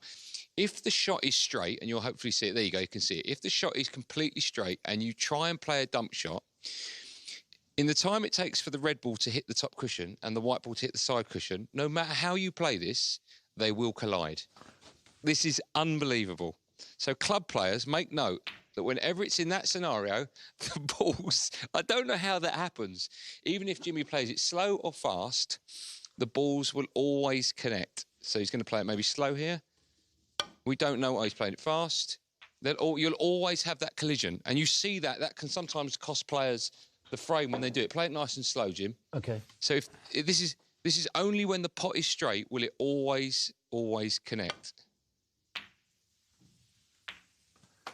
That's amazing. I find that incredible. It's so difficult now. But what they play now, that shot for a safety. If it's straight, they play this shot. All right. OK. There you go. You can impress your mates down the club with that one because there'll be so many amateur players that will have made that mistake time and time again. They, of course, haven't made it yet on our match table. I expect neither of them to make it, but there will be a few more mistakes before we find out who our winner will be in the quarterfinal. We're going to concentrate on now as Ronnie O'Sullivan leads Ding Junhui by 3 frames to 1. Remember, 5 is the magic number for a place in tomorrow's semi-finals. Let's rejoin our boys in the box, Neil Foles and Philip Studd. So Ronnie O'Sullivan playing with his 3rd tip of the week. Leads Ding Junhui 3-1. He's 2 frames away from the Scottish Open semi-finals and a meeting with the man who knocked out Judd Trump earlier on, Li Hang.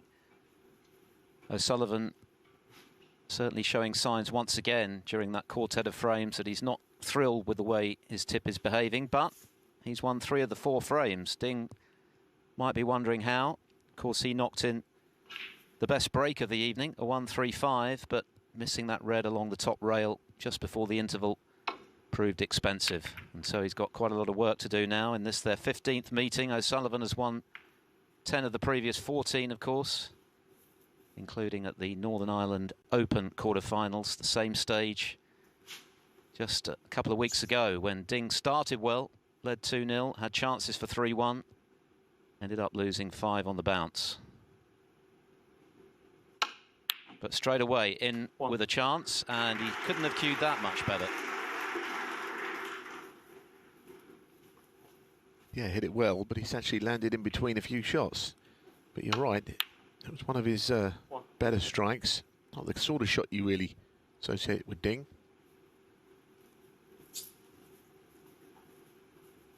Look where he's finished.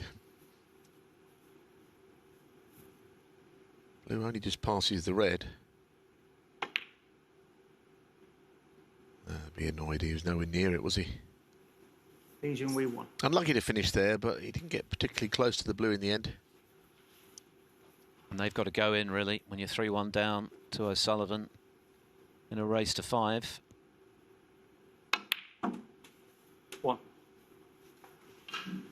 O'Sullivan has, on 3 previous occasions in this tournament, reached the quarterfinals, but not gone further than that. He is, of course, a home nations winner. That only just wriggled in the English Open in the 2nd year of the series. Week, hasn't it? He started after a slightly shaky opening 16. against Alan Taylor with some blistering snooker, not least that 1-2-7 break, among the finest centuries you'll see. Made a 1-3-4 against Chang Bing Yu. Since then, it's been scratchier. The tip has played its part, but he's still getting the job done. Yes, he's not happy, I don't think, with the tip. Whatever he puts on there doesn't seem to please him at the moment. But like you say, he's able to improvised pretty well, I'd say. He's nowhere near his best right now. But of course, the other thing to say, there's no getting away from it. The man I would say he fears most in snooker has just gone out this afternoon, Judd Trump. And Judd has got a good record against Ronnie. So that's one less for him to worry about. I'm not saying Li Hang, if he was to win, would be an easy game, but it's definitely easier than playing Judd again. That's just the way it is. Anyway, this match is not over yet. 24.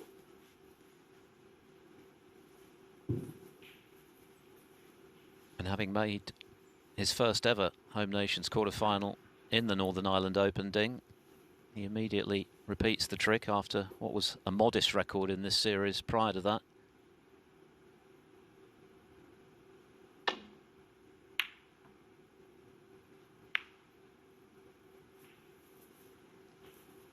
He came from 3-1 down in the previous round to beat Jamie O'Neill. Can he do it against O'Sullivan, though?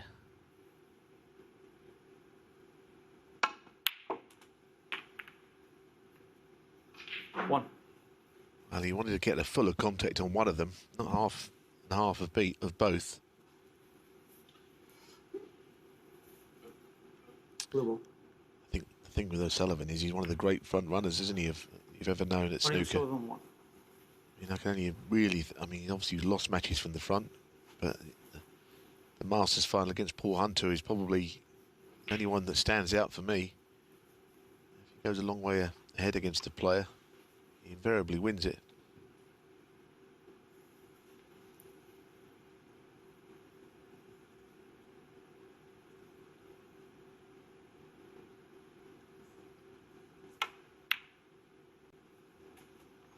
One. Very good red from Ding.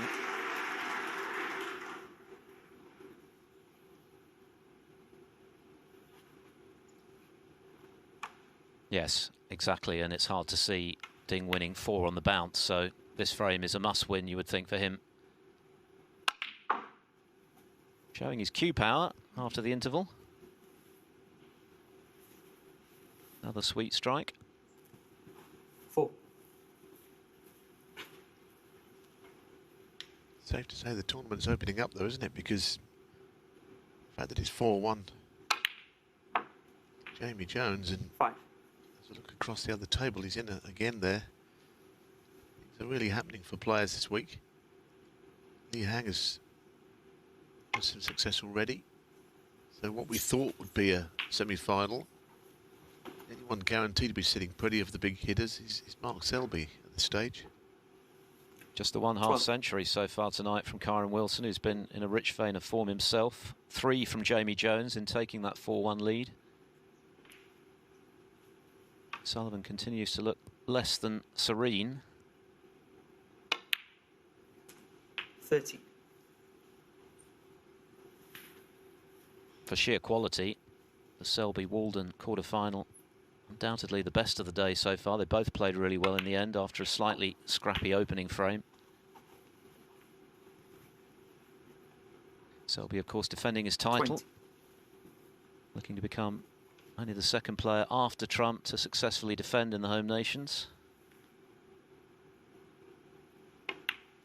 It's a big passage of play this for Ding Junhui. 21. As we say, he needs to take what's on in the middle of the table, get himself close to the winning line in the frame.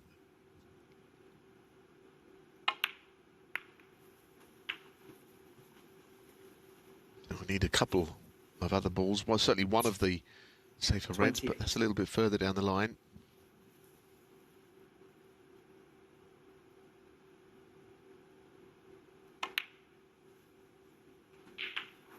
$29.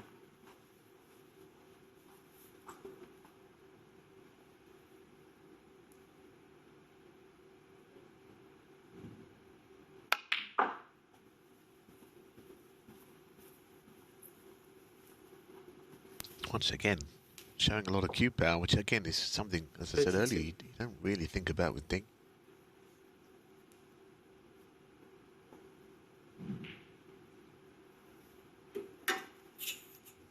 He has only had 4 wins over O'Sullivan, but 3 of them Well, very significant. Of course, he won the Northern Ireland Trophy, a ranking event back in the mid-noughties, beating O'Sullivan in the final.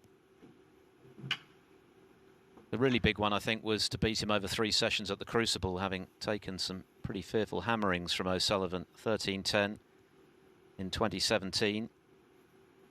And then, of course, he beat him on his way to his 3rd UK title last season. So the victories he has had have been landmark ones. 33. It's only just struggled in.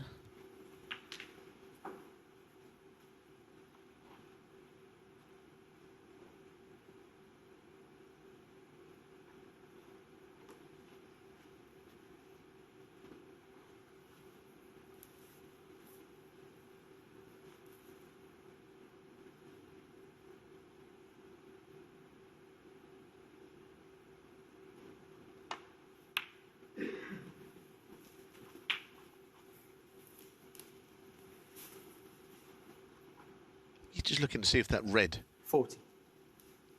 will go past the pink. Looks like they're almost tied up. Certainly looking at something.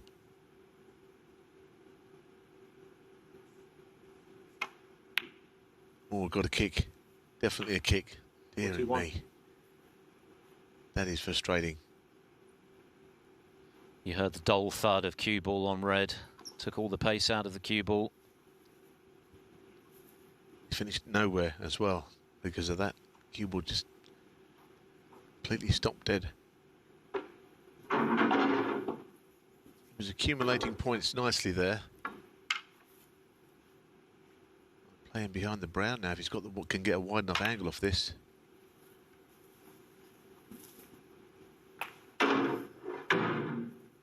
Junhui. What he tried. 41.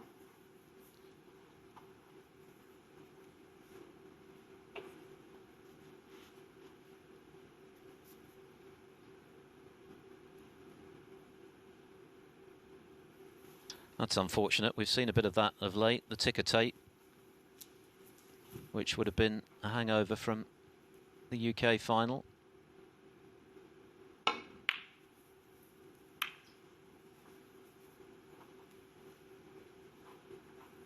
O'Sullivan's top break tonight, just 60, which helped him move 2-1 in front.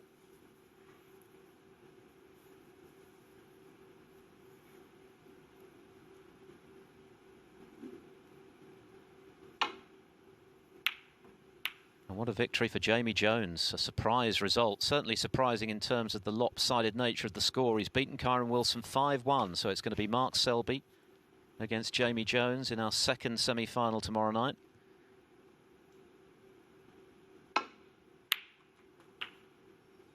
One.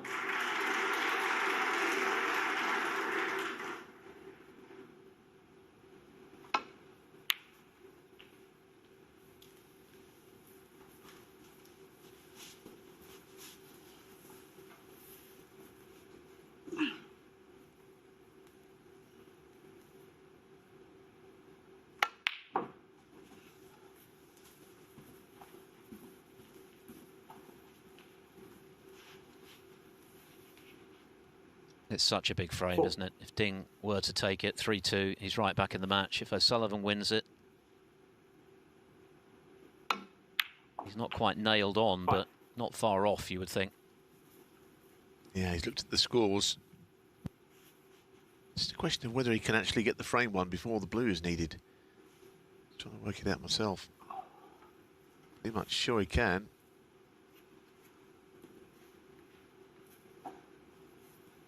No, I don't think he can actually. Beg your pardon. I suppose he's... Ooh. Missing those, none of it really matters, is it, if you miss that? But clearly Ding will not need the blue with his 12-point lead. O'Sullivan continuing to show frustration. As we know, he's a perfectionist. The fact that he's leading will not be of entire consolation to him, and there's the evidence. I'll be honest with you, he isn't playing very well, is he? And he hasn't played well all week. He's still here, and he's 3-1 up against Ding Junhui. But You know, the highest break on the night is 60. Ding's made a 135. Ronnie isn't really scoring. I don't know how he's getting through these matches. Looks like he's playing from memory at the moment. He was certainly let off the hook a bit against Tian Peng Fei. That one went to a decider.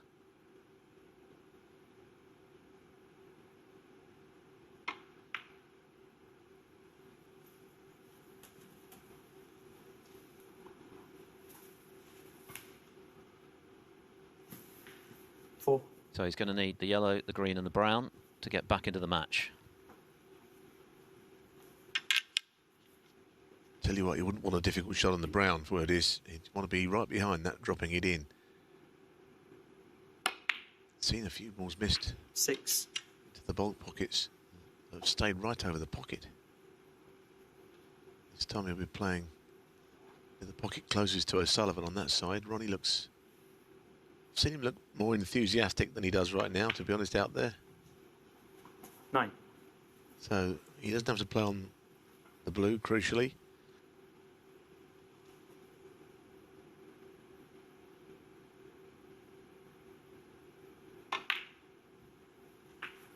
And in it goes, and it was clean. So another scratchy frame, mistakes on both sides, but crucially, it would appear, barring snookers, Junhui has won it to close the gap. 25 the difference. 30. So 2 needed on the blue. And still O'Sullivan gesturing to bite his latest tip-off, tip number 3.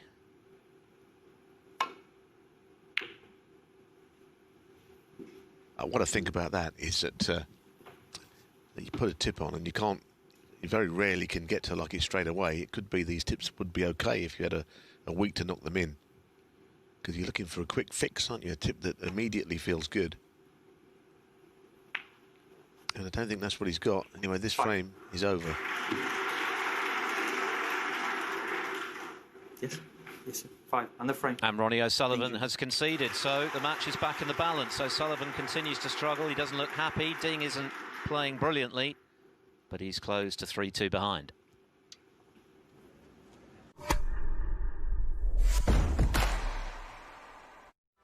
Here at Ladbrokes,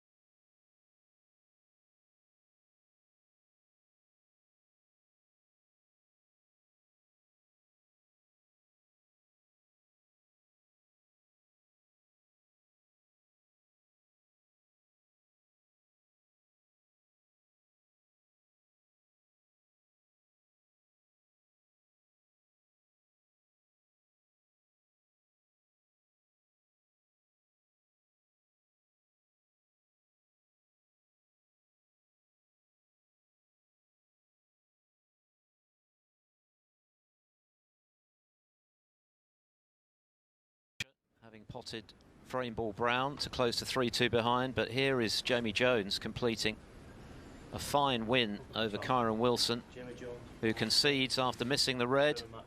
Not just a victory, but a resounding one for Jones. 5-1 over this season's Championship League winner. So he will now play Mark Selby, defending Scottish Open champion, tomorrow evening for a place in the final. What a comeback for Jones after his ban. He's certainly making the most of his return to the tour. For Ronnie O'Sullivan, well, clearly not happy with the state of his game, but still in front, albeit now by just the odd frame. He still needs 2 for a place in the last 4 and a meeting with Li Hang, conqueror earlier of Judd Trump.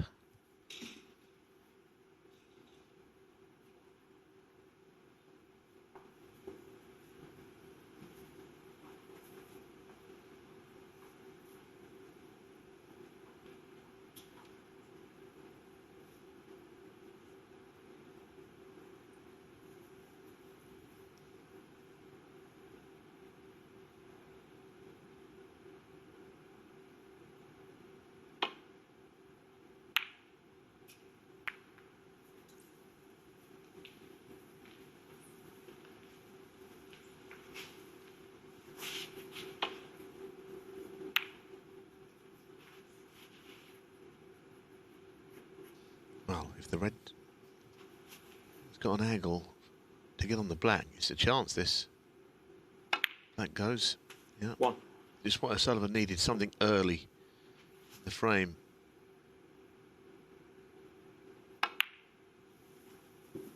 Now he's got the black free, and this is where I think he could probably make a break without a tip on his cue at all when he's in amongst them.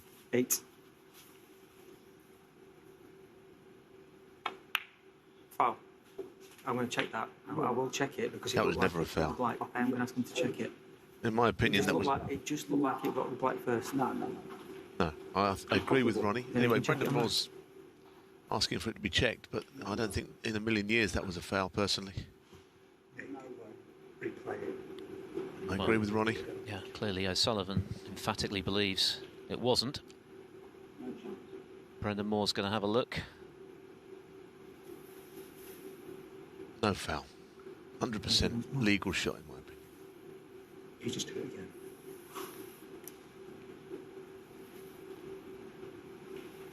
You couldn't play it again. Well, I didn't. I'm surprised by this. Brendan Moore's top referee. That's not simultaneous or anything. No, I have to commentate because you've done that. No, but now I've seen it. I'm okay with it, but I wasn't 100% sure, so I wanted to check it. If I'm not 100% sure, I am now. I've seen it on there, but I wanted to check it. That's clearly not improved O'Sullivan's mood. Brendan Moore on reviewing the video evidence, agreeing with O'Sullivan that, of course, it was red first. So on we go.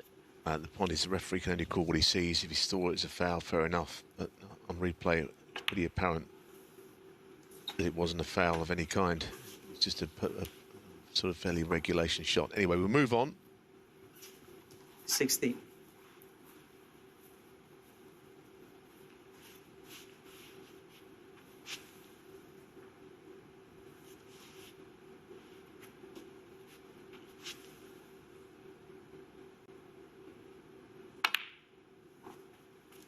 $70.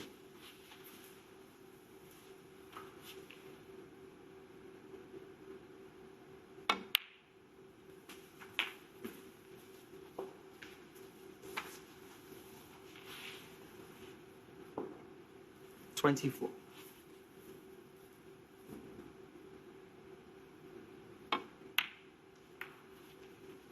$25.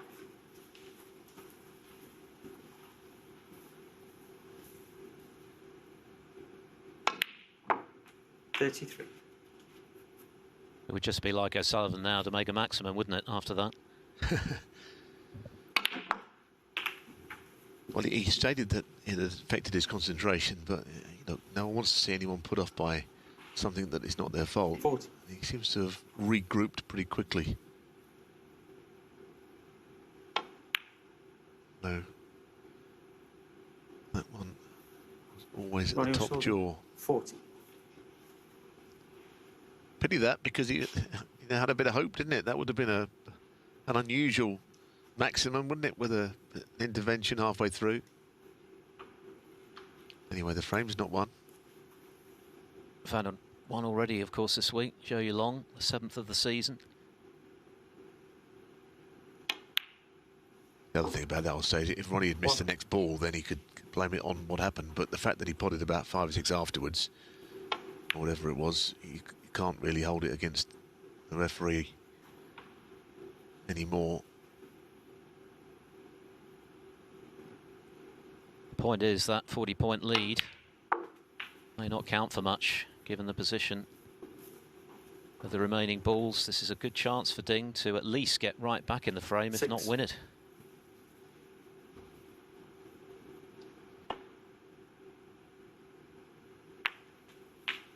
7.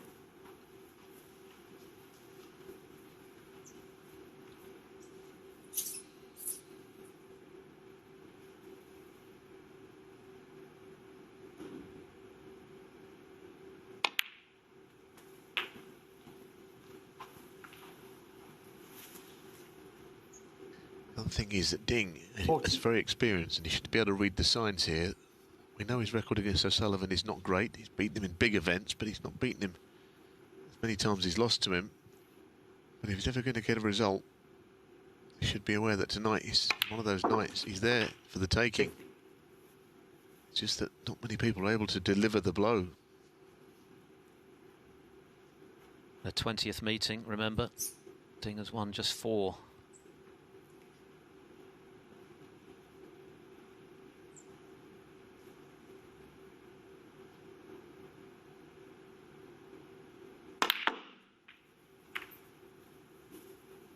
That's not gone to plan. 20.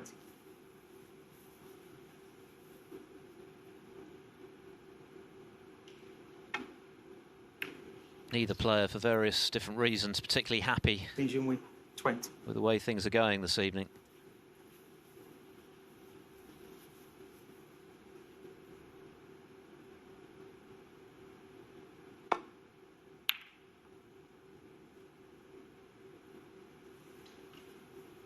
Neither are hanging around either. O'Sullivan playing at well under 17 seconds a shot, Ding at just over 20.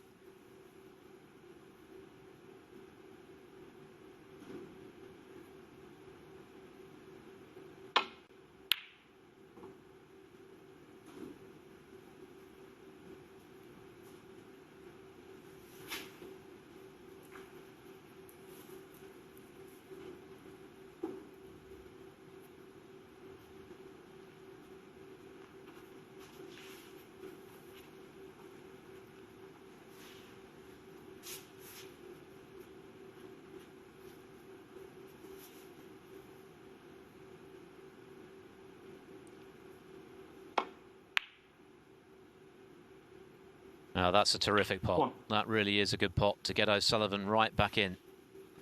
It's a brilliant shot.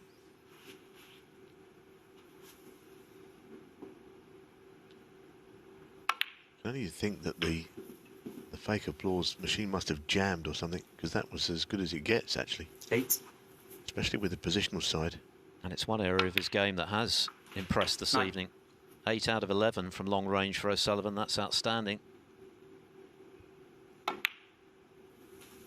And it's given him a gilt-edged chance to go 2 up with 3 to play. 16. 17.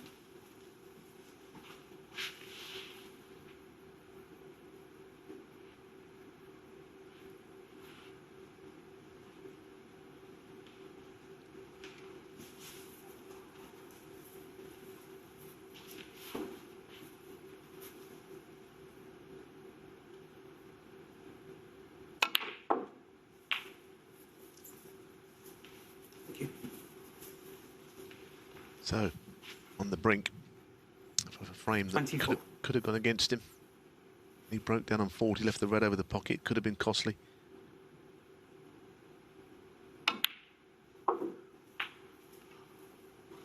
25. Up for the cheeks, not the right angle on the blue. Bit further up. Can't miss blue, followed by the next red down. But he's now the wrong side of it.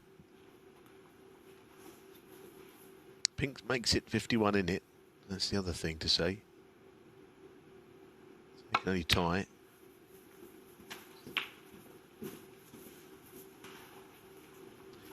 Very restless, O'Sullivan, isn't he, tonight? Huffing and puffing. A bit fidgety out there as well.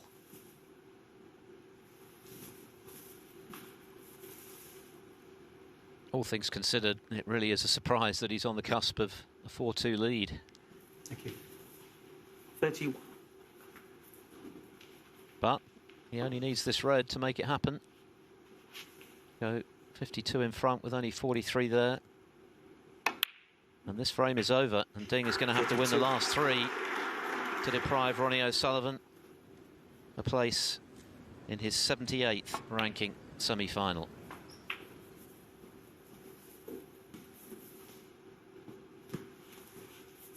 Not impossible, but a tough ask. 38.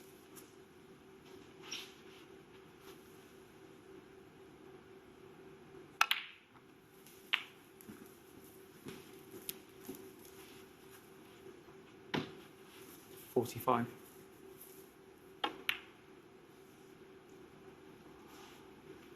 46.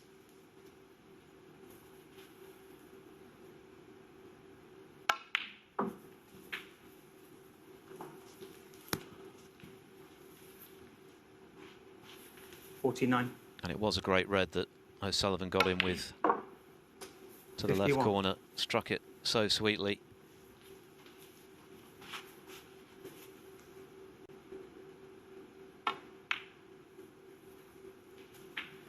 $54.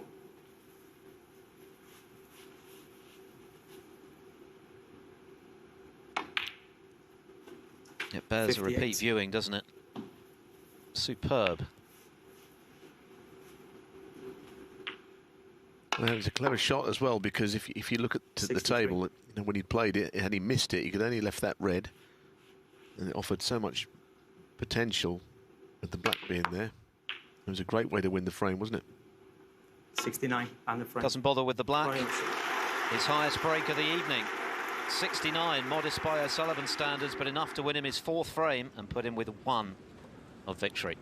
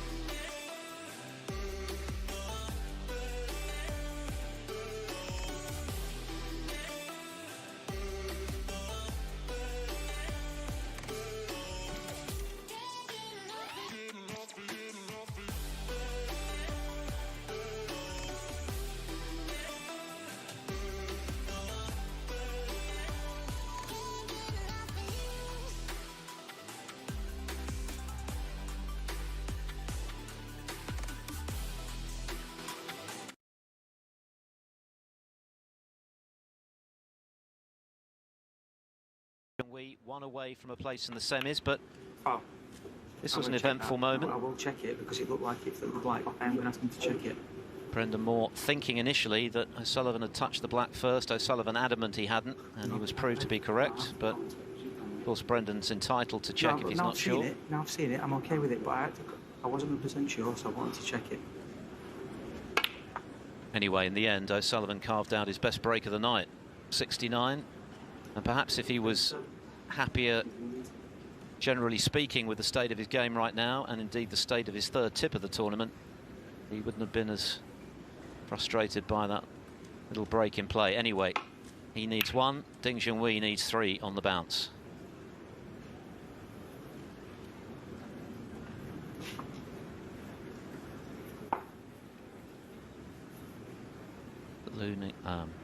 Li Hang, I should say, awaiting the winner after his shock victory earlier over Judd Trump. What a battle that proved to be. But what a great win for Li. Yet another final frame deciding victory for him. His 4th of the week in 5 matches. And of course, he'll have to do it all over again tomorrow against one of these 2 players. It's not going to get any easier for the Chinese, but it was a really dogged and impressive all-round display today, albeit that he did struggle to get over the line. The cue ball has just run, I think, slightly beyond the place where it's behind the green. Sullivan can get to the red, and the black goes, but it would be a big shot to take it on and play on the black. Absolutely dead straight as well. This would be a real test of his cueing.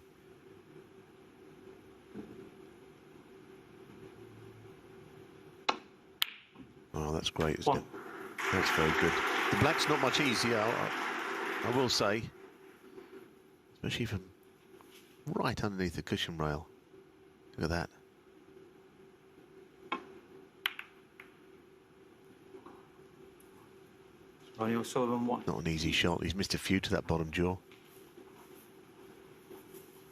He's very in and out, O'Sullivan, isn't he? His form is very sporadic.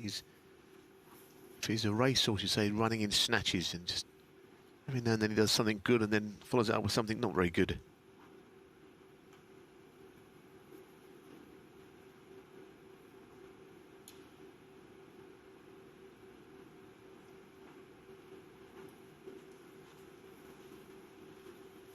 I guess the last 2 shots are O'Sullivan's tournament in microcosm. A terrific long red, but then missing the black. Yes, it wasn't easy because he was queuing from tight to the rail, but it has been very in and out from O'Sullivan throughout the week. But the fact remains, he's 1 frame away from a 78th ranking semi-final. Someone's still got to beat him. Ding's got a lot to do to make that happen, but back in here.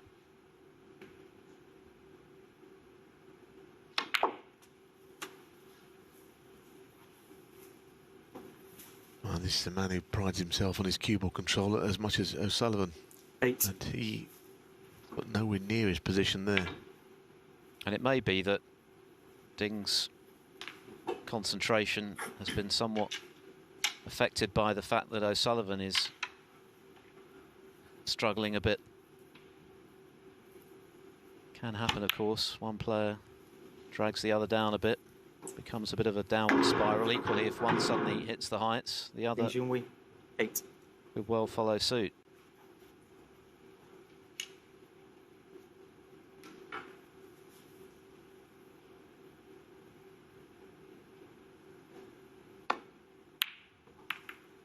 That is true, Philip, but the great players I've seen set their own standards. O'Sullivan isn't often dragged down by players. You know, when he's playing well, it's all about him, as it should be. I think the eras of Davis and Hendry, it was all about their standard, and it didn't matter what the other person was doing. So if he is being dragged down, it's something he's got to sort out, because this is a great chance for Ding Junhui. You want to play Ronnie when he's playing well, more chance when he's playing bad.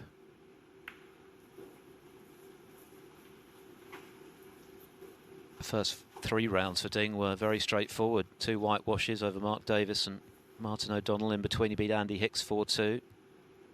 As I mentioned, he had to come from 2 down with 3 to play to beat Jamie O'Neill, but to do it against O'Sullivan is a different proposition, even allowing for the fact that Ronnie is not firing.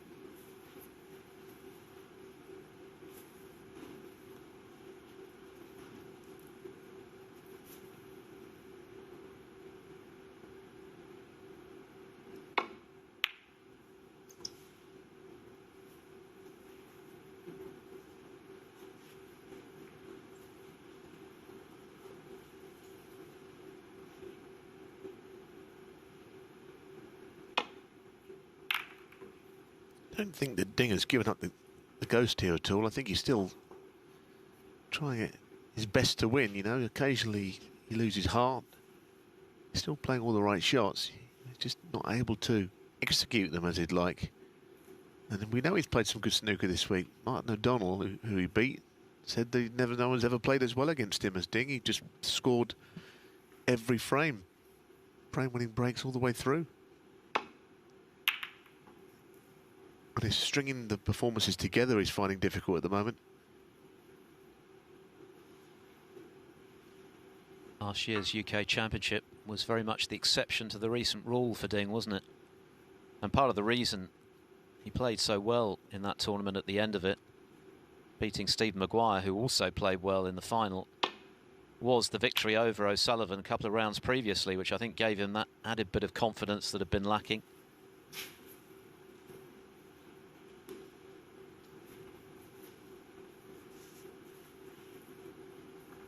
But since then, his form once again has been largely indifferent.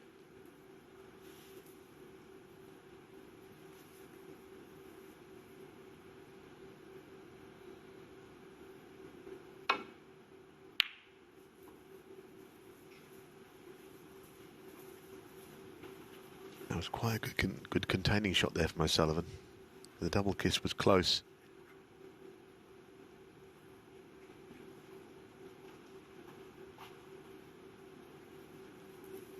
Yes, Jimmy and Andy were discussing the physics surrounding that shot during the mid-session interval, the dump shot as it's called, leaving the cue ball on the top cushion, which apparently is not playable when it's dead straight without getting the double kiss.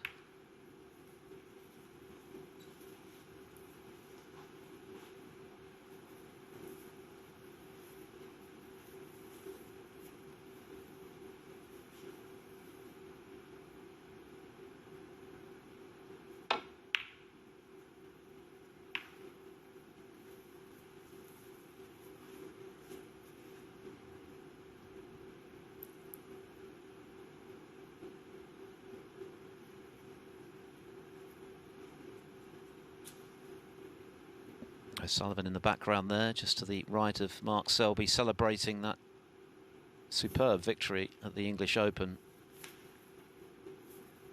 In 11 frames of that final, I think he missed 5 live balls.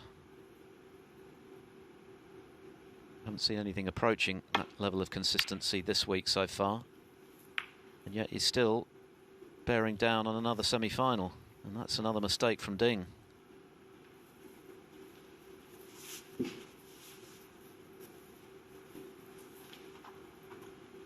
I think Ding is giving him too many chances here now. That was a safety attempt and he just hit the red full ball on the way back.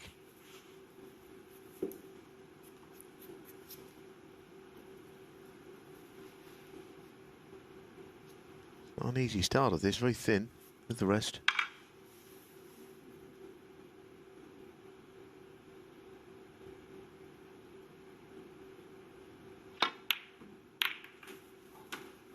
The other side of the shot, wasn't it? Cue ball was never going anywhere any good now. Might be forced into a long blue, and he has been knocking these in.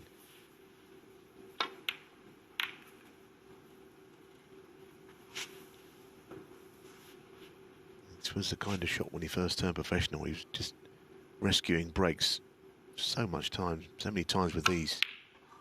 Oh, there you go. He's missed it by a mile. I've never seen him miss one of those by as far as that. Ronnie O'Sullivan 1. He's all over the place, you know. He might be 4-2 up, but he's all over the place, O'Sullivan. His demeanour's not good. Fidgety. He's everything's wrong, and yet you might still win this match. Look at that. Playing from memory. 1.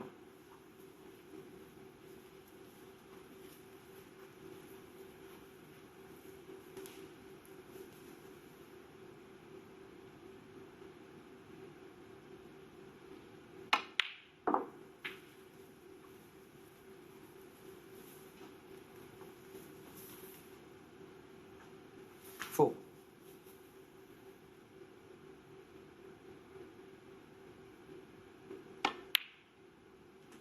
5.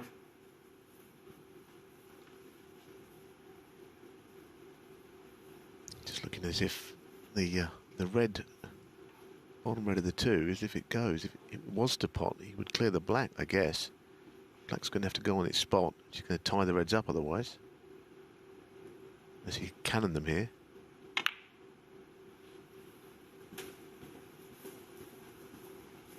Bottom one must go, I suppose. Oh, it's a bit cramped in that little area, doesn't it?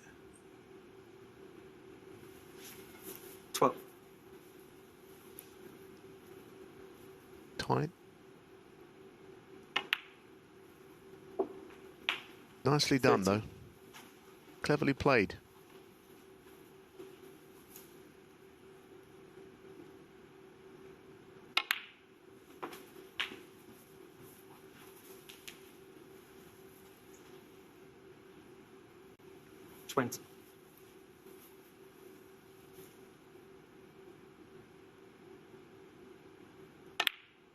For all that he's struggling as well. 21. He's played 3 or 4 little gems in a row here to get the black spot free when it looked impossible to get it free. I forget he made a delightful 135 break earlier in this match.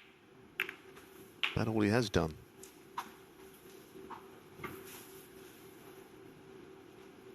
Yes, his next highest break, 41, which helped win him the 5th frame.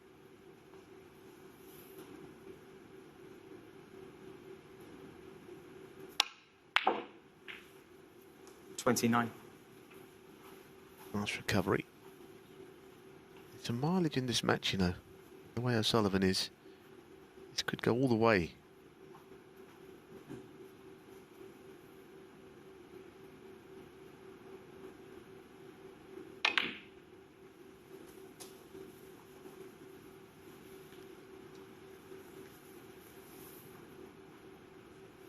$32.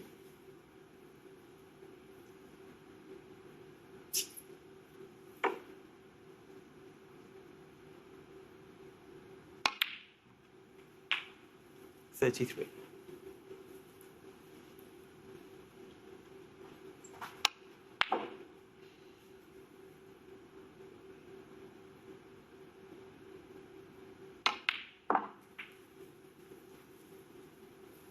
Well, played on the loose one. We'll need to do 36. something with the 4 reds in the middle of the table to get the frame one.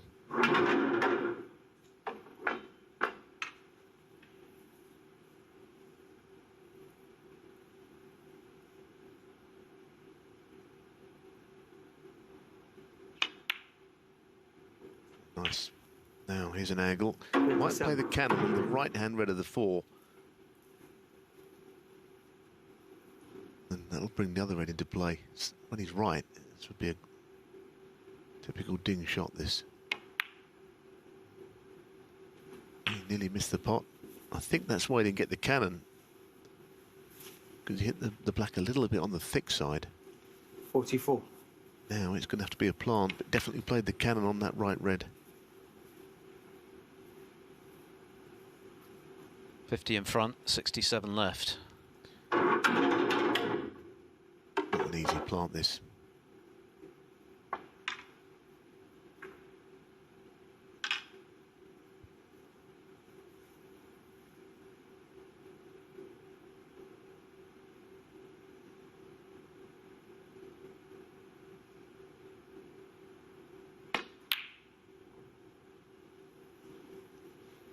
Frame's not won, but it's gone quite a long way to winning it.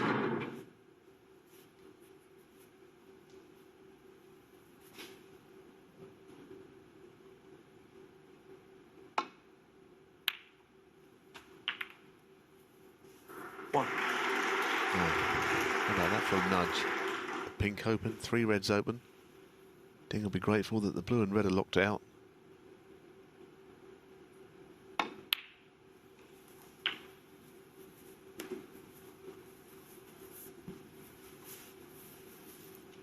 Also, the yellow and brown are a little close together if he was at any point on the brink of clearing up. 8.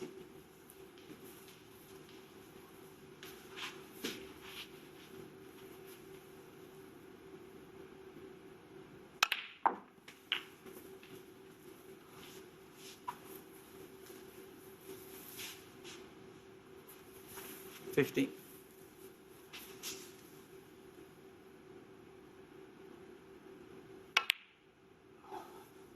60. Now, what's the plan here for the red and the blue close together?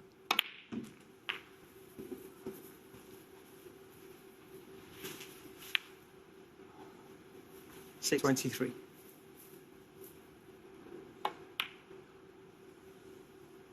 Doesn't want to be straight on this. You've got no chance if it is. Argument here, is it even worth going for a pot? Might be inclined. He's thinking about just dropping him behind. I think I might have played something else there. It's hard to argue with that shot the way he's played it, mind you. I thought he might try and free the yellow and brown so the yellow's potable and get a snooker that way. Because he might still have the problem of potting the yellow. I'm not sure it's on where it is. Mind you, the snooker he's in is no fun. Ding's going to have to go all around the table to hit this.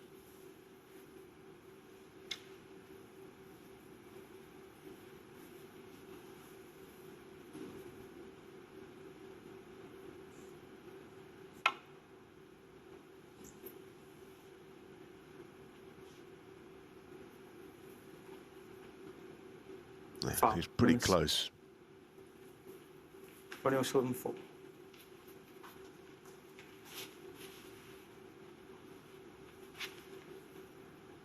He could play the snooker behind blue again. I can't see what's wrong with the snooker that he had him in. This one is possibly even more difficult now, saying that. O'Sullivan's made it crystal clear in recent times that he's not a fan of the miss rule. Yeah, but look what he's put him in here. I mean, he's the cue ball and the blue are wedged. I don't see how he can play off that cushion. Straight into the cushion.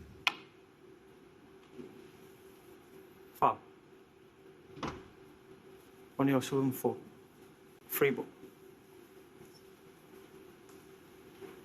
Well, this frame is turning around. O'Sullivan looked Bramble. a big second favourite a few minutes ago, less so now. Now he's freed yellow and brown. That's what he could have done earlier, but those 2 snookers he got him in, that last one, that was vile.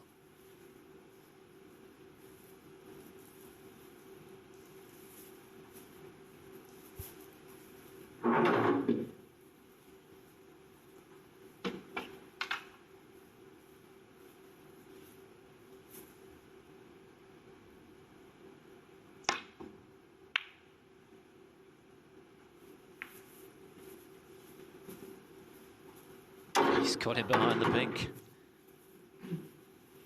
What a crazy game snooker is sometimes.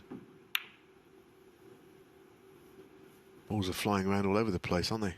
Well, O'Sullivan nearly fluked the red and has now seen the cue ball go in via the middle pocket jaw, so it is all happening. This frame has just descended into balls being just whacked around the table. Some very clever shots, but a few glaring errors as well.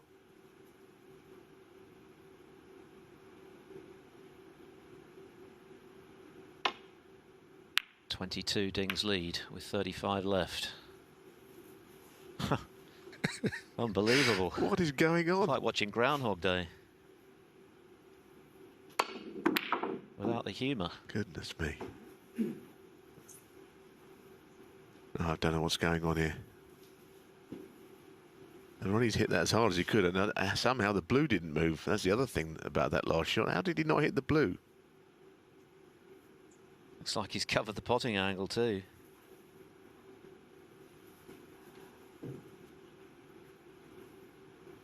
Things only, well, maybe, can he get through to it? They can't bolt it, I don't think. It's just a red and a high value colour away from O'Sullivan needing a snooker.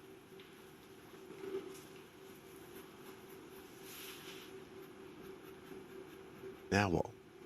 I mean, the snooker behind the black, you'd think, but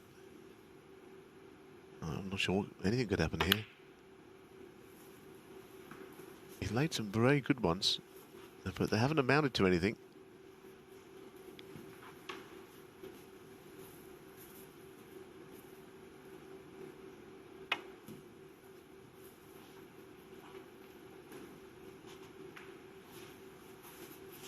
There's been a distinctly frenetic feel about this particular frame as yet more ticker tape falls down from the sky. Neither player look in the mood to celebrate at the moment. And that's a big mistake from O'Sullivan. So here's another chance for Ding to close to within one again and keep this match alive.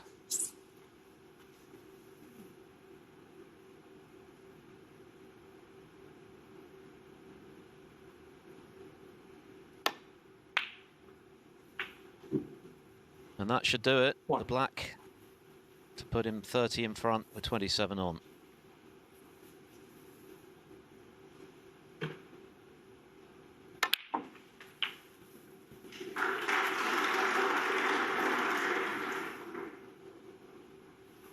Eight.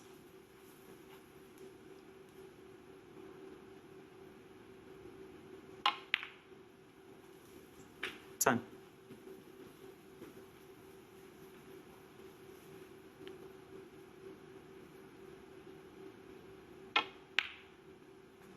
I guess the plot thickens.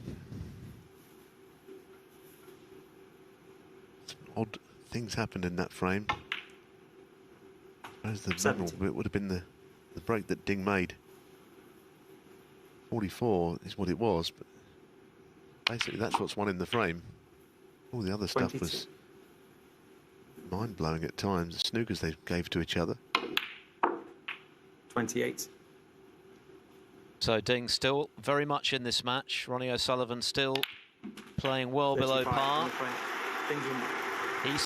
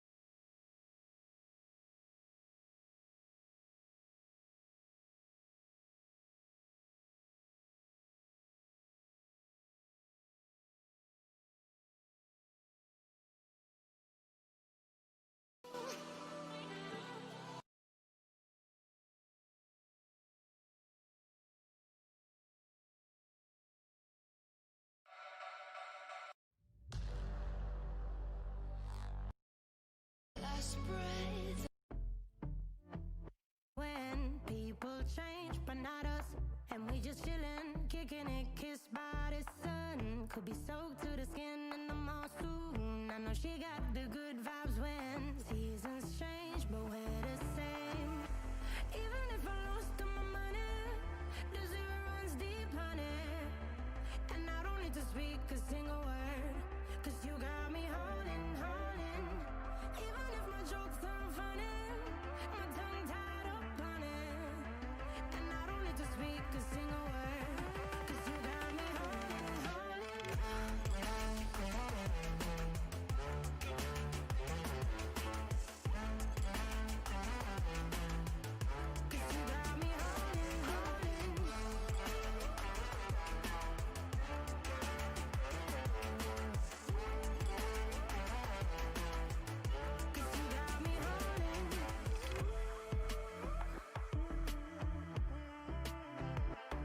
And I'll be running, possessed by a low, low voodoo. Fired up like a wolf on a full moon. And we still land. The tides will turn without us. And I'll be killing time like I might be a cartoon. Take it in real life like haiku. I know we got the good vibes when pieces fall right into place. Even if I lost all my money, the zero runs deep, honey. And I don't need to speak a single word, 'cause you got me holding, holding. Even if my jokes aren't funny, my tongue tied up on it.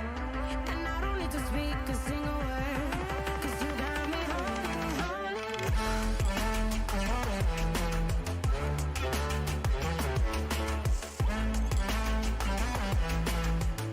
'Cause you got me holding, holding.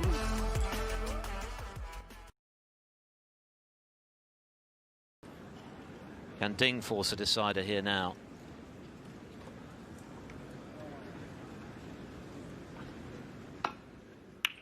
We know that the other semi-final will see Mark Selby taking on Jamie Jones, who defeated Kyron Wilson for the loss of only one frame as O'Sullivan crashes into the blue on the break-off.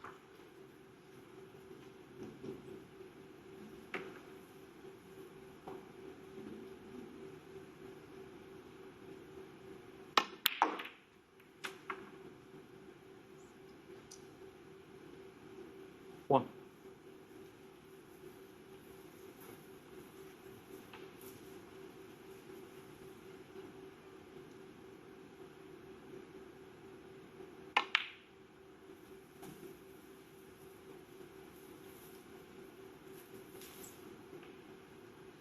Four.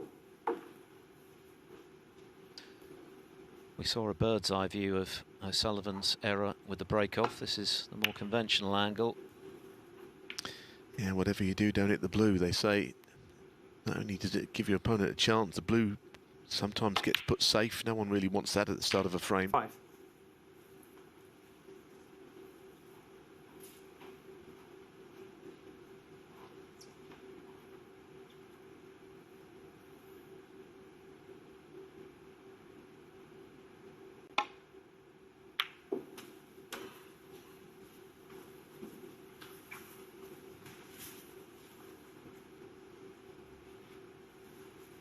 Twelve.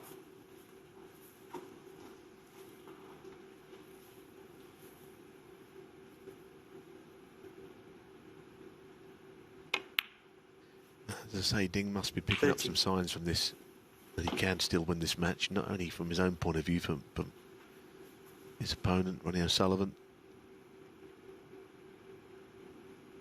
And that is a delightful shot.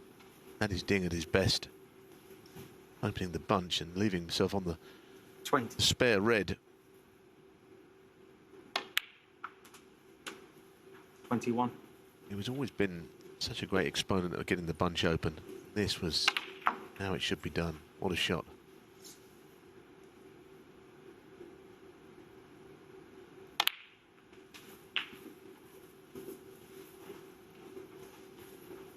This is their 20th meeting, remember. Amazingly, 28. there's only ever been one deciding frame match between them. That was the 2013 Champion of Champions quarter-final, which O'Sullivan won 6-5.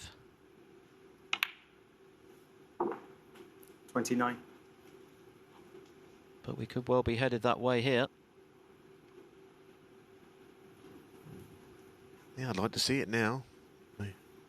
Anything could happen in that frame, the way this night has gone.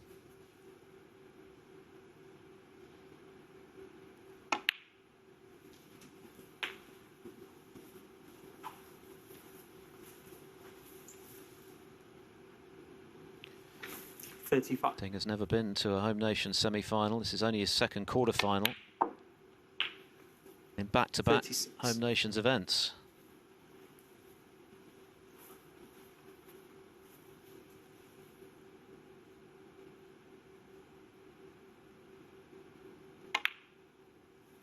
Well, yeah, it's been a no-show, hasn't he, in more ways than one at these events. Sometimes he's turned up and it looks like he wished he hadn't 43. bothered. And occasionally he hasn't entered them at all. So it's good to see him competing again. I think that's what he needs. A lot to offer 44. the game still.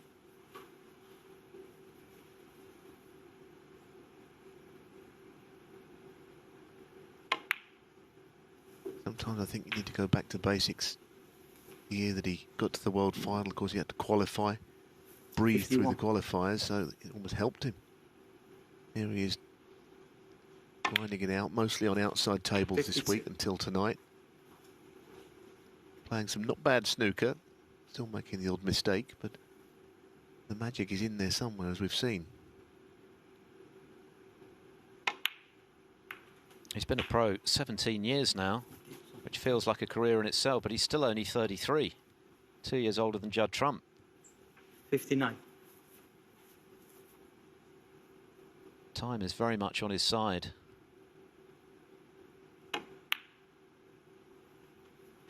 Sixty. Just get the feeling with Ding, it's how much he wants it on a daily basis. Is he an ambassador for the game, or is he still potential champion of the world? I don't know the answer to that. I'm enjoying watching this break. Well, he opened his state-of-the-art academy in Sheffield, just a stone's throw from the Crucible 67. Theatre earlier this year. Not only to hone his skills on the practice table, 68. but to help the younger players from China to improve their game. Facilities that come pretty close to replicating match conditions. It really is a five-star 75. facility. So that would certainly suggest that Ding still means business, and of course he's still eyeing that elusive first World Championship, which would be such a huge deal for snooker globally.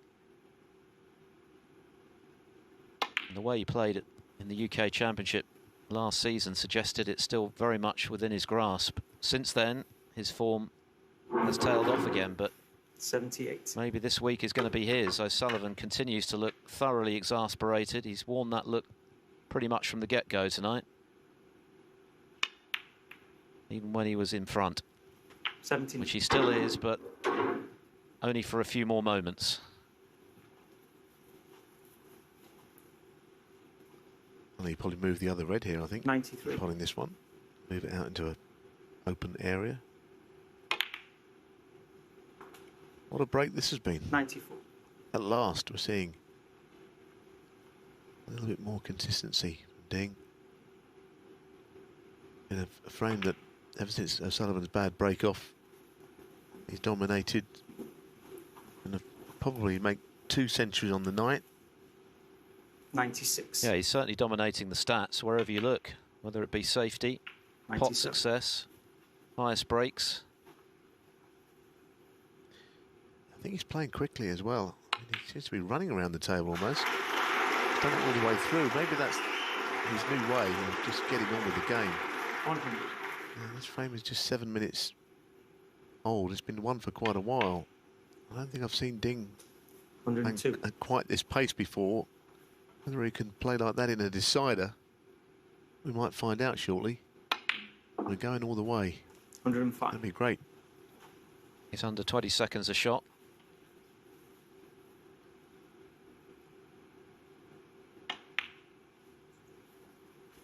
And if momentum 109. counts for anything, then Ding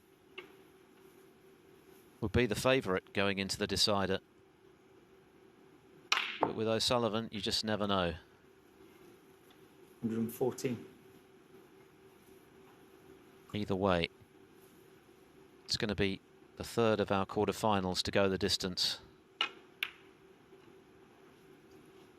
A very different one to the two we saw earlier today. But it's going to need a 9th and deciding frame to determine who plays Li Hang for a place in the final of the Scottish Open. It's 4 frames all.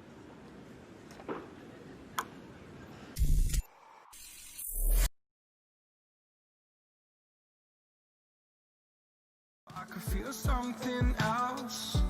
Yeah, I guess I had my bad days, but it doesn't mean I lost my style. Where were you when my heart was on the ground? I thought time would prove that you would stick around. I guess time stops down, a king without his crown. Now I'm breaking and you're faking, girl. You never made a sound.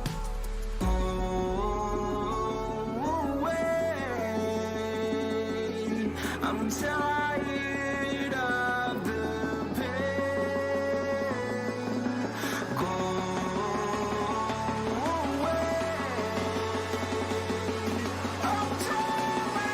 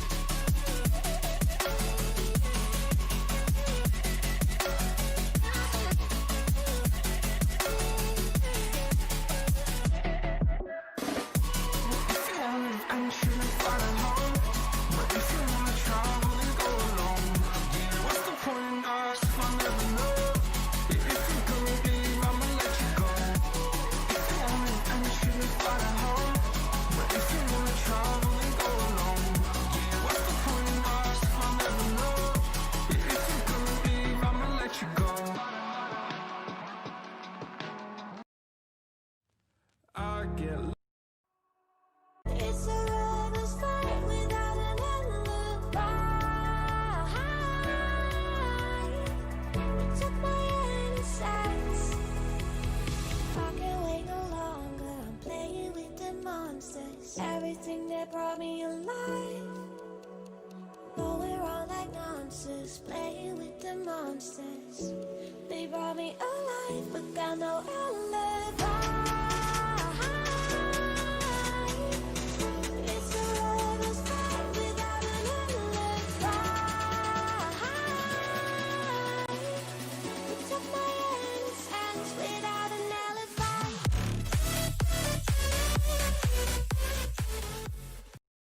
Frames to take us all the way.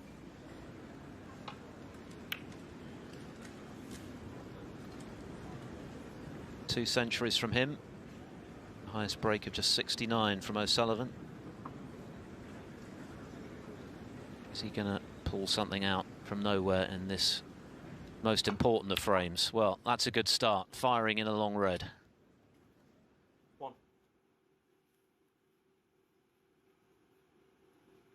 Yeah, he's going to have to play safe here, though. Ronnie O'Sullivan, what?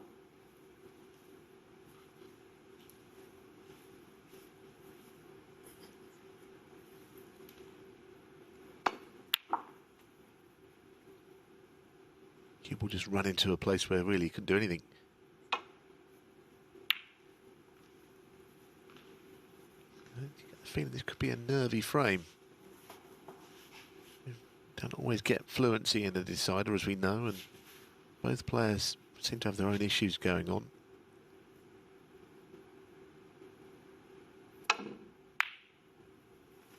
Foul. Oh, goodness. Junhui foot. Continues, all kinds of things are happening out there. And Ronnie's now listening to see what sound noises Tip is making. None, I hope. Foul.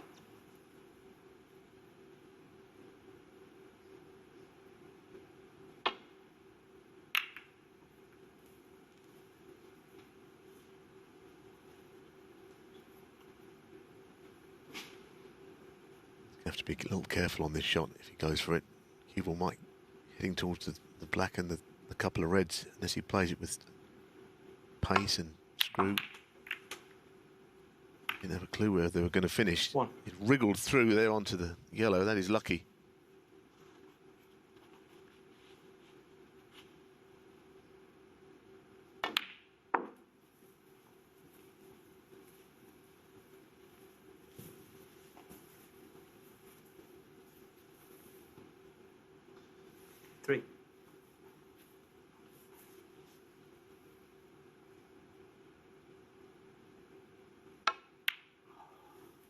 4.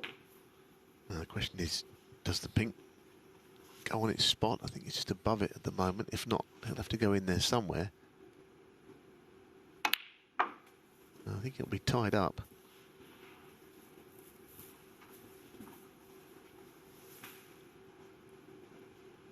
Black's obviously safe as well, so even though it looks a good chance, it isn't necessarily one yet.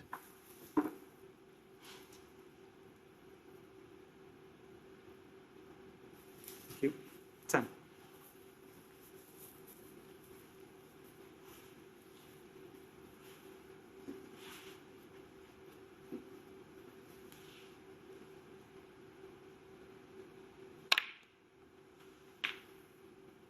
$11. Well, if he wanted to do some damage there amongst the reds and the high-value colours, could be here. Shaking his head after practically every shot. Well, he's got an angle on this blue to do just about whatever he wants.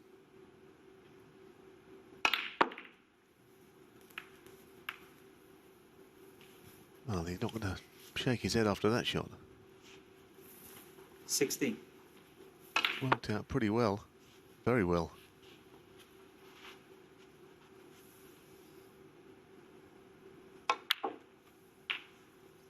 $70.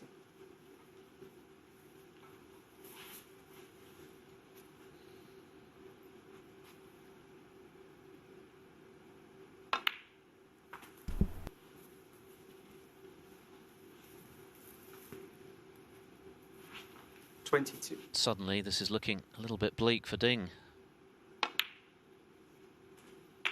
23.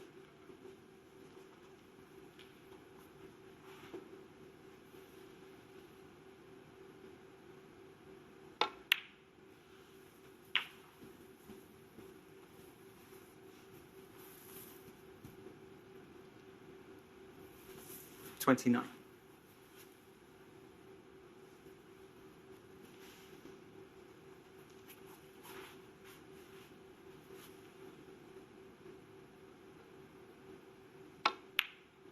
You know that he's the greatest, really, and the situations like this, but you also know that right now there could be a miss in him somewhere that you don't expect, because it's been like that all week.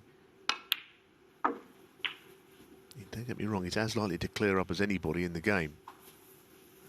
But it's unpredictable watching him right now, so I'm not 36. banking on anything. If anything's going to focus the mind, though, it's a chance like this. 37.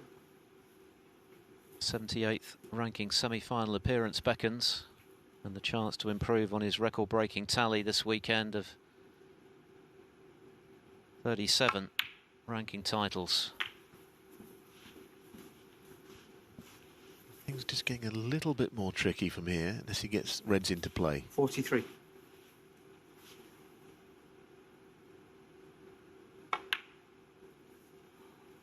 $44. There may have been an expectation at the start of play that we were headed for another Trump-O'Sullivan showdown. We know that's not going to happen, with Trump bowing out to Li Hang in their afternoon epic. 50. Is O'Sullivan going to ultimately keep his side of the bargain?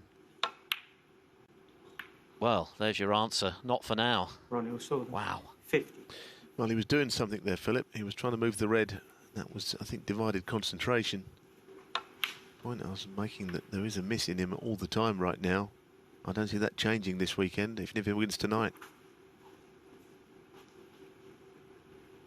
So a reprieve for Ding Junhui.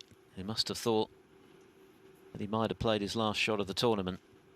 As it is, he's 47 behind, but there are still 75 left.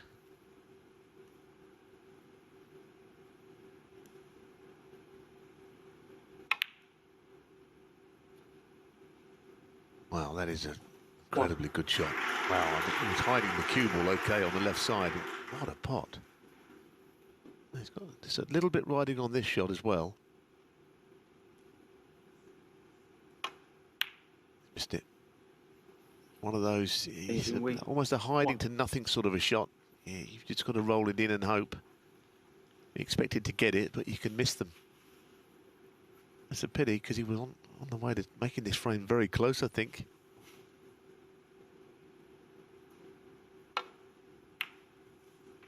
It's hard to think there could be another twist here, but O'Sullivan has to do something to those 3 reds, I would say. He can either do that or play on the loose one, left-handed, down the cushion, might be the way.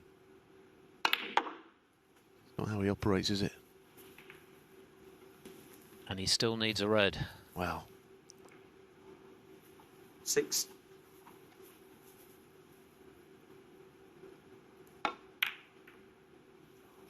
Well, it's open to debate really there. Possible he could have played on the red on the cushion because that's all he needed. He wouldn't normally want to get the red off the cushion, but if you can play with both hands, it helps. Time's running out for Ding, though.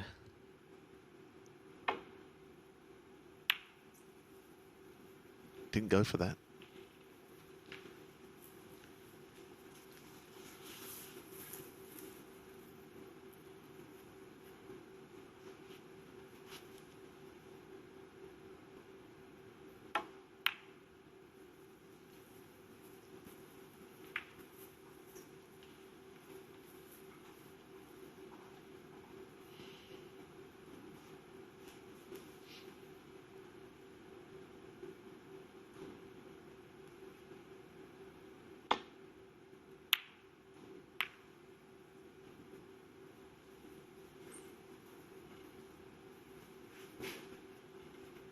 He can get to this. He's knocked in a few long reds, but this is the most important long ball of the night for O'Sullivan.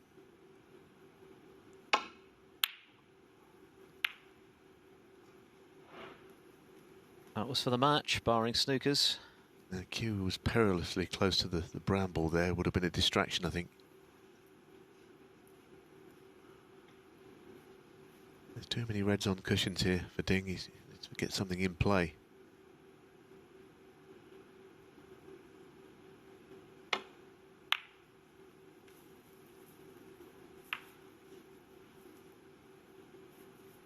Now the black's safe as well. I shouldn't think O'Sullivan will be moving that red by the black anytime soon.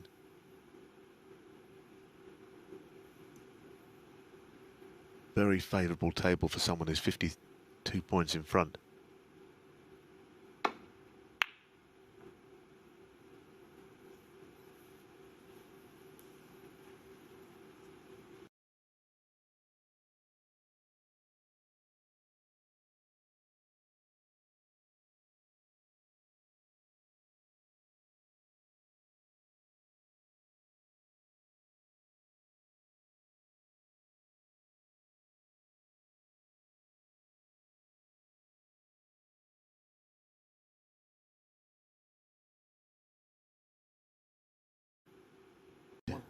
It's been a bit of a roller coaster ride, isn't it? You can't take your eyes off it, can you? Some very good and some very bad. And most of the very good, it has to be said, has come from Ding, albeit there have been errors as well, but 2 big centuries. Frame and match. But it's Ronnie O'Sullivan who looks like he's bitten his tip off again. Are we going to have tip number 4 ahead of the semi-finals? He's made it, though. Whatever you say about his form, he is still emerging from each round unscathed. He's through to the semi-finals of the Scottish Open to play Li Hang. He's beaten Ding Junhui 5-4. Yeah, we'll speak to Ronnie O'Sullivan. As you can see, he's walking out the arena. He'll be heading towards our studio in a matter of moments. So we'll get his view on that. What a big... It's been all 3 matches on the match table have gone the distance. We started with Mark Selby's 5-4 victory over Ricky Walden. It seems like weeks ago, that one. Then we had Judd Trump, the world #1, losing out to Li Hang. That's who Ronnie will play in tomorrow's semi-final, and a fantastic win as well for Jamie Jones. 5-1 win over Kyron Wilson. Real quick, guys, there's still almost 6,000 of you here. If you don't mind, it'll take you about 5-10 seconds. Subscribe to the channel with notifications on for future streams and future snooker related content. Thank you all so much for being here. Actually, with various players, it's all about the W. Yeah, I think Ding, for me, was in shock that he was 3-1 down. You know, worst way 2 each, maybe even be 3-1 up. don't think he really recovered from that. And Ron stole a game to go 4-2 up. You know, he only needs 1 or 2 chances, and in the end, he potted the important balls.